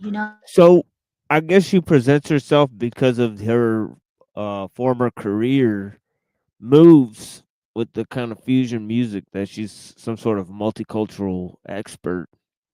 I mean, like as she was trying to Right. say about the Palestinians, she's like, "Well, I went to Israel and I talked about the Palestinians," and she said like they're the original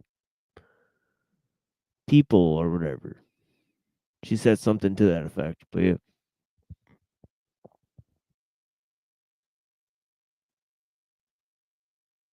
It doesn't come from, in Sri Lanka, we don't use it. We don't have it. And in South India, they don't use ghee. And South India is also a place, if you go on Google Maps and zoom into all of the towns in South India, in Tamil Nadu, you'll see it all ends with ur because it means town, so it's like London town, whatever town. And they all end with ur. And to this day. And so the sesame oil thing, it's like if you look at the one that's cultivated in Africa and in the Middle East, it's called Indo sesame, right? So all of their sesame comes from India. It's the Indian sesame that then was farmed in Africa and in the Middle East. So in Africa, they don't have sesame that is farmable. So the African sesame is not the one that you can cultivate and extract things from. So the one that traveled all the way to the Middle East is the Indian version, right? And that's the one they still have now. But in the Middle East, when they have the concept open sesame, it comes from this magical powers of the sesame seed because it was so good for so many things. So this was transported, right, from India through Africa, the Middle East, or India, Middle East to Africa. But there was travel going on for thousands of years, okay? And so it's just, even just from that, you can tell, yes, language. So whoever's doing that is also spreading language and spreading words, you know?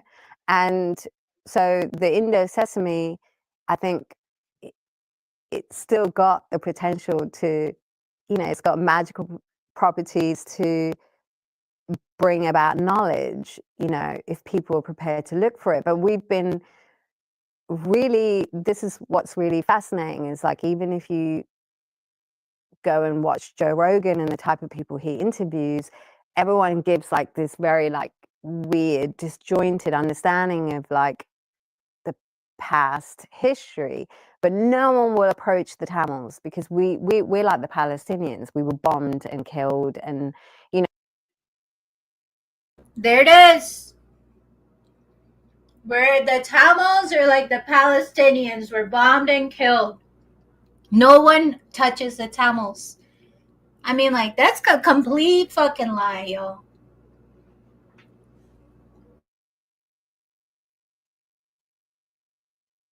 You know, and if even if you look at the latest news about how the hostages were brutally murdered and they had their breasts cut off, that is a story that comes from Sri Lanka. It was the Tamil Tiger fighter women who were gang raped, and they had exactly the same story happened to a journalist, a Tamil journalist. Yeah, and she was gang raped because she was the only one that was reporting about the genocide, and they cut her breast off. It's a story that comes from the Sri Lankan genocide. And so they borrow these stories, I think, because the crime is so similar, you know.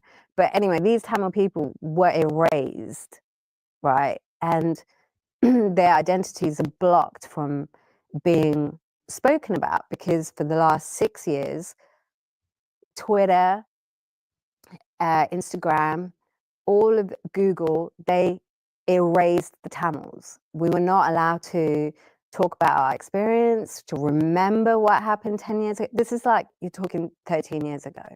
We weren't allowed to remember it. All of the youth groups that are forming to, you know, to spread knowledge about what happened to all these people, we were all erased, all cancelled. All of these accounts were blocked on Twitter, yeah, on Instagram, on Google. This happened 6 years ago. They did this massive clampdown, 2016, I would say, around 2016, 17.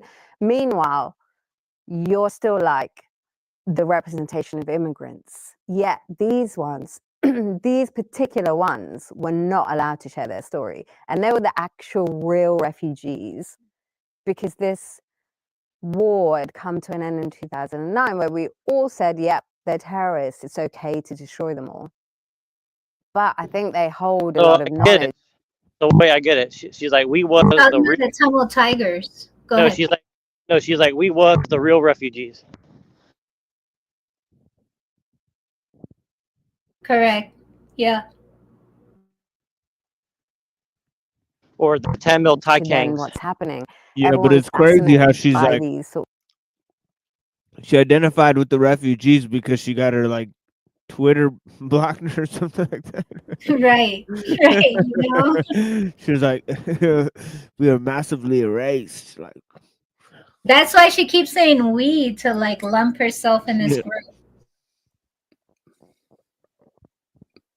Wait up. It just gets real crazy. No, I get it. She's like Said it. she's the Tamil LG. So she's like Sacha Baron Cohen's next character. And Pause right at the 33.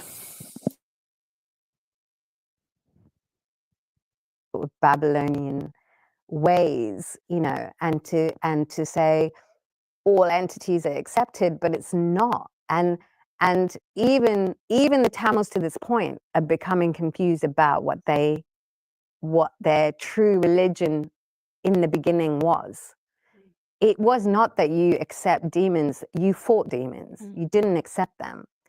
But we're going through a realistic genocide. We're getting, you know, our library was bombed, all our knowledge is destroyed. We're not allowed to communicate. We're not allowed to talk to each other about these experiences. we're a fragmented society, even when we've come outside. And then we're told, no, everything is accepted. You're allowed to be this. All of those Tamil NGO kids that post my documentary coming out, who were helping to help the widows and the war victims and refugees in the camps, all of those NGOs, which also, you know, I tried to reach out post-documentary and to empower them in some way, all became LGBTQ campaigners. And I'm like really confused by that. Like, how did 6 years after the war, 7 years after the war, the kids are not even out of the camps, yet you want to go and hand out LGBTQ pamphlets to these kids. They don't even have food.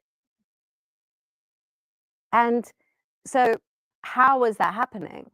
And then, you know, then there's this revival of Hinduism in the Tamil section of Sri Lanka in the north, where they're like, no, this is about regaining identity, but it's like slightly morphed, you know, where they're like, no, everything is accepted.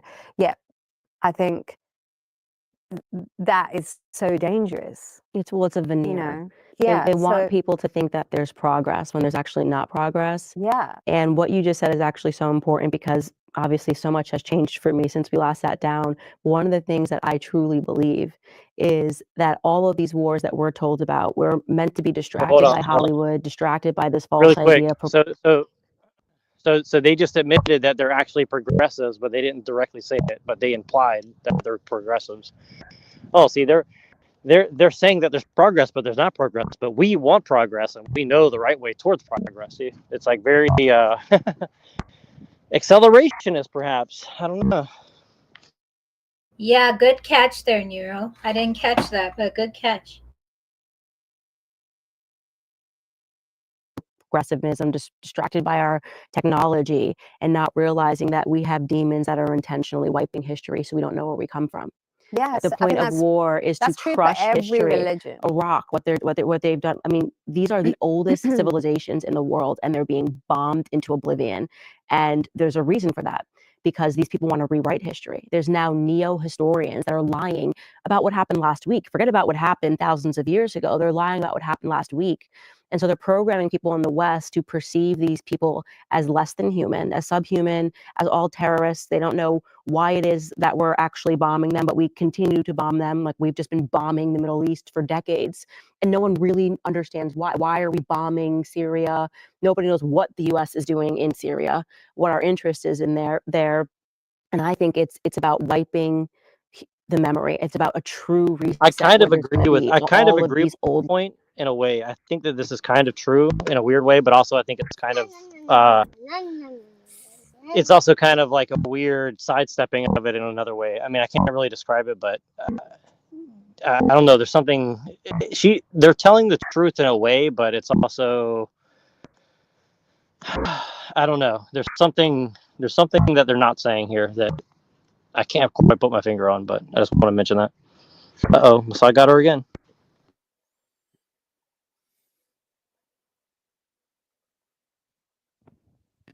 Yeah, and on that note, I think I should dip out here. Easy. Well, good. Thank you for being here and us covering all that. That was fun. And yeah, for sure. Well, I'll see you on the show later, probably. But what's the topic tonight? Well, I'm doing some Taoism stuff. I got some clips of some random shit I might play. I might play the archaics thing, you know. So I might do like random. So is it the like random topics meetup that you're gonna play, or are you just playing a video by him? It's just some random. It's just some random video on the Billy Carson event. Which he hates Billy Carson. He just hates him. Yeah, but he was defending him in this video amid the whole fallout thing of the court case and all that stuff. I don't know if you're aware of all of this. Yeah, and it was weird that Myth Vision did an attack piece on inspiring philosophy and. Oh, like because Archaics got arrested, you're saying he's now buddy with Billy Carson. He's not calling him out No, anymore.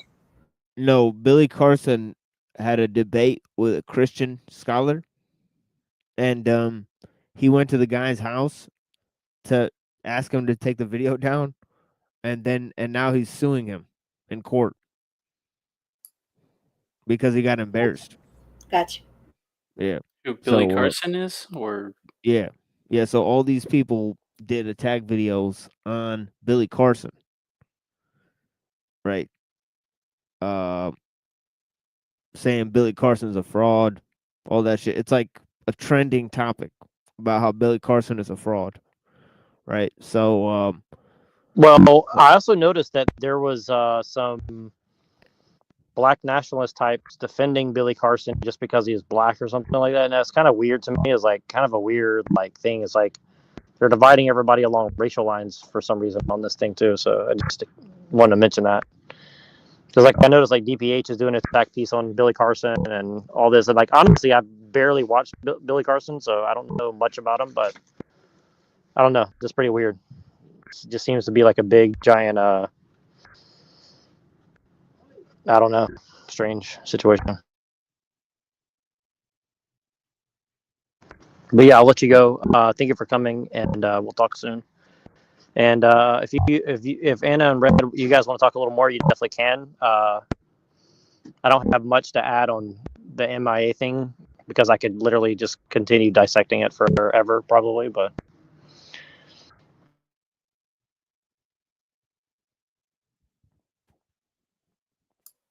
yeah, blessings. nah, I'm good. Sorry, what was that? if you want to continue covering stuff, you can. No, thank you. I think that we got to the point. Yeah, we So I'll just totally end it trashed. now, just so everybody has a little break. Sorry to interrupt you. Go ahead.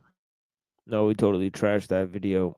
But yeah, um, yeah, blessings. I think I'll play me and Annapurna's thing tonight that we did yesterday. I think Neurojack was on there too, and then you know, and hopefully we don't get taken down for that. But yeah, Yeah, this one will be a good one for some time, just for a breakdown of Patrick Bet David and MIA sometime because nobody ever covers them. So I think that's very. I mean, especially Patrick Bet David. I don't see many people like talking about who he is. So, but but we yeah, did some crazy. But we laid down some We did crazy it stuff together. yesterday. Yeah. And that I Yesterday, took out the copyrights from that, so it should be good. yeah, I yeah. trimmed So them that's out. gonna, yeah. So I'll play that at the end of the show. I'll play probably this video at the end of Saturday's show. So then, Cool. yeah, Thank you. yeah. So it'll be like a good continuation of this shit. But and then yeah, tonight, yeah, we'll just do Taoism.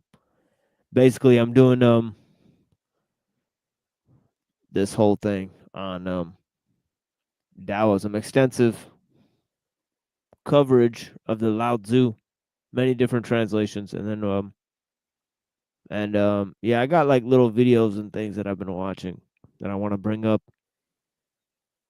There's been a lot of interesting video surfacing, and if I don't get through all of it, we'll go on Saturday, and also I want to do some of the Kaczynski, and we might bring up that Mangione thing, play a clip of that because I found a clip of the guy talking about where they were in a book club and they were reading Kaczynski.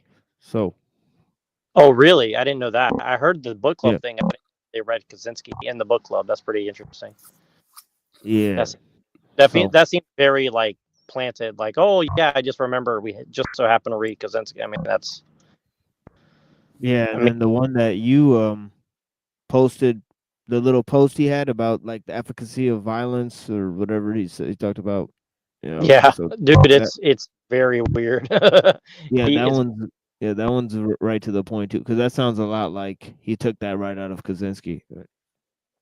Yeah, he's like literally says like I totally reject virtue ethics and I totally I fully embrace utilitarian ethics essentially. And like again, like I get it, but it's like it's just a bizarre thing to say right before you commit a crime. I mean, I don't know. It's like let me make any chance of me getting off for insanity totally impossible.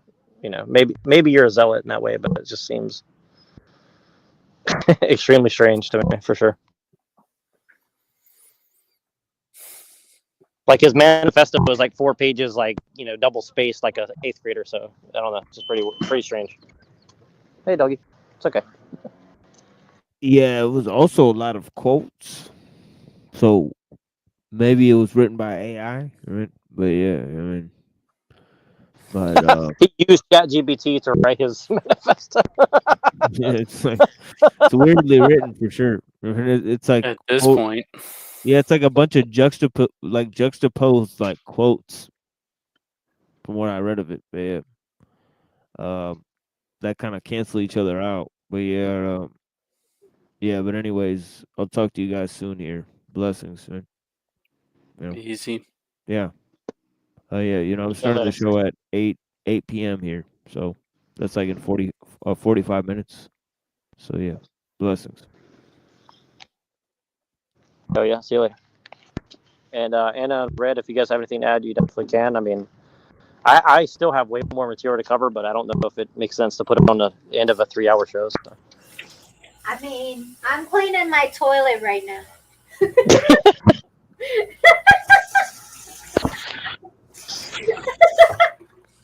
I've been putting it off. I had to do it. So, you know, Is it cooking, one of those? I'm Is free it to one of clean. those? Is it one of those squatty ones? I'm just joking. I do have a squatty potty, yeah. I have a Awesome. I actually like those things. I have to admit, people think that's weird, but I actually like. I actually prefer that. well, Like if you want to live without hemorrhoids, it's a necessity, I think. yeah, it's I think that especially if you live in a warm place, I think it's a great place. I think it's a very wise decision. Put it that way. Well, yeah, because I don't know, like when did the Western commode? I mean, talking about toilets now, Jesus, but when did the Western commode become a thing? Because growing up, I remember, you know, we had the Indian style, so it's just a glorified hole in the ground. You have to squat, and then you use water, you know, instead Yeah, of you don't have to. You don't really flush either. That's the interesting thing. It kind of flushes itself in a weird way, so it's kind of an interesting. yeah, but they had a flush in it because you know it was in an apartment and stuff, so. It did essentially what it was made is like you just throw a bucket of water in and you're done. But Yeah, uh, exactly. That's the ones I'm aware of. I don't know about other countries, but the ones I've seen are like you just pour water in it and it just flushes it on its own. So, but yeah, pretty. Anyways, let's not become toilet bowl or Earth over here and start talking about. Satramon. well, he picked the name. I just take Exactly. Well, it. He picked it as his name. he picked it as his name. We just use it as a place to throw our. Never mind. So. All right. Well, thank you for the opportunity. I appreciate it, and I And hope to see you at TMO. yeah, and if you guys want a copy, I'll send it to you. You guys can play it on your stuff or whatever. I don't care, but I'm trying to figure out like how to turn these into like real podcasts and get it on Apple and see how fast I get deleted by Israelis or something. So, we'll see.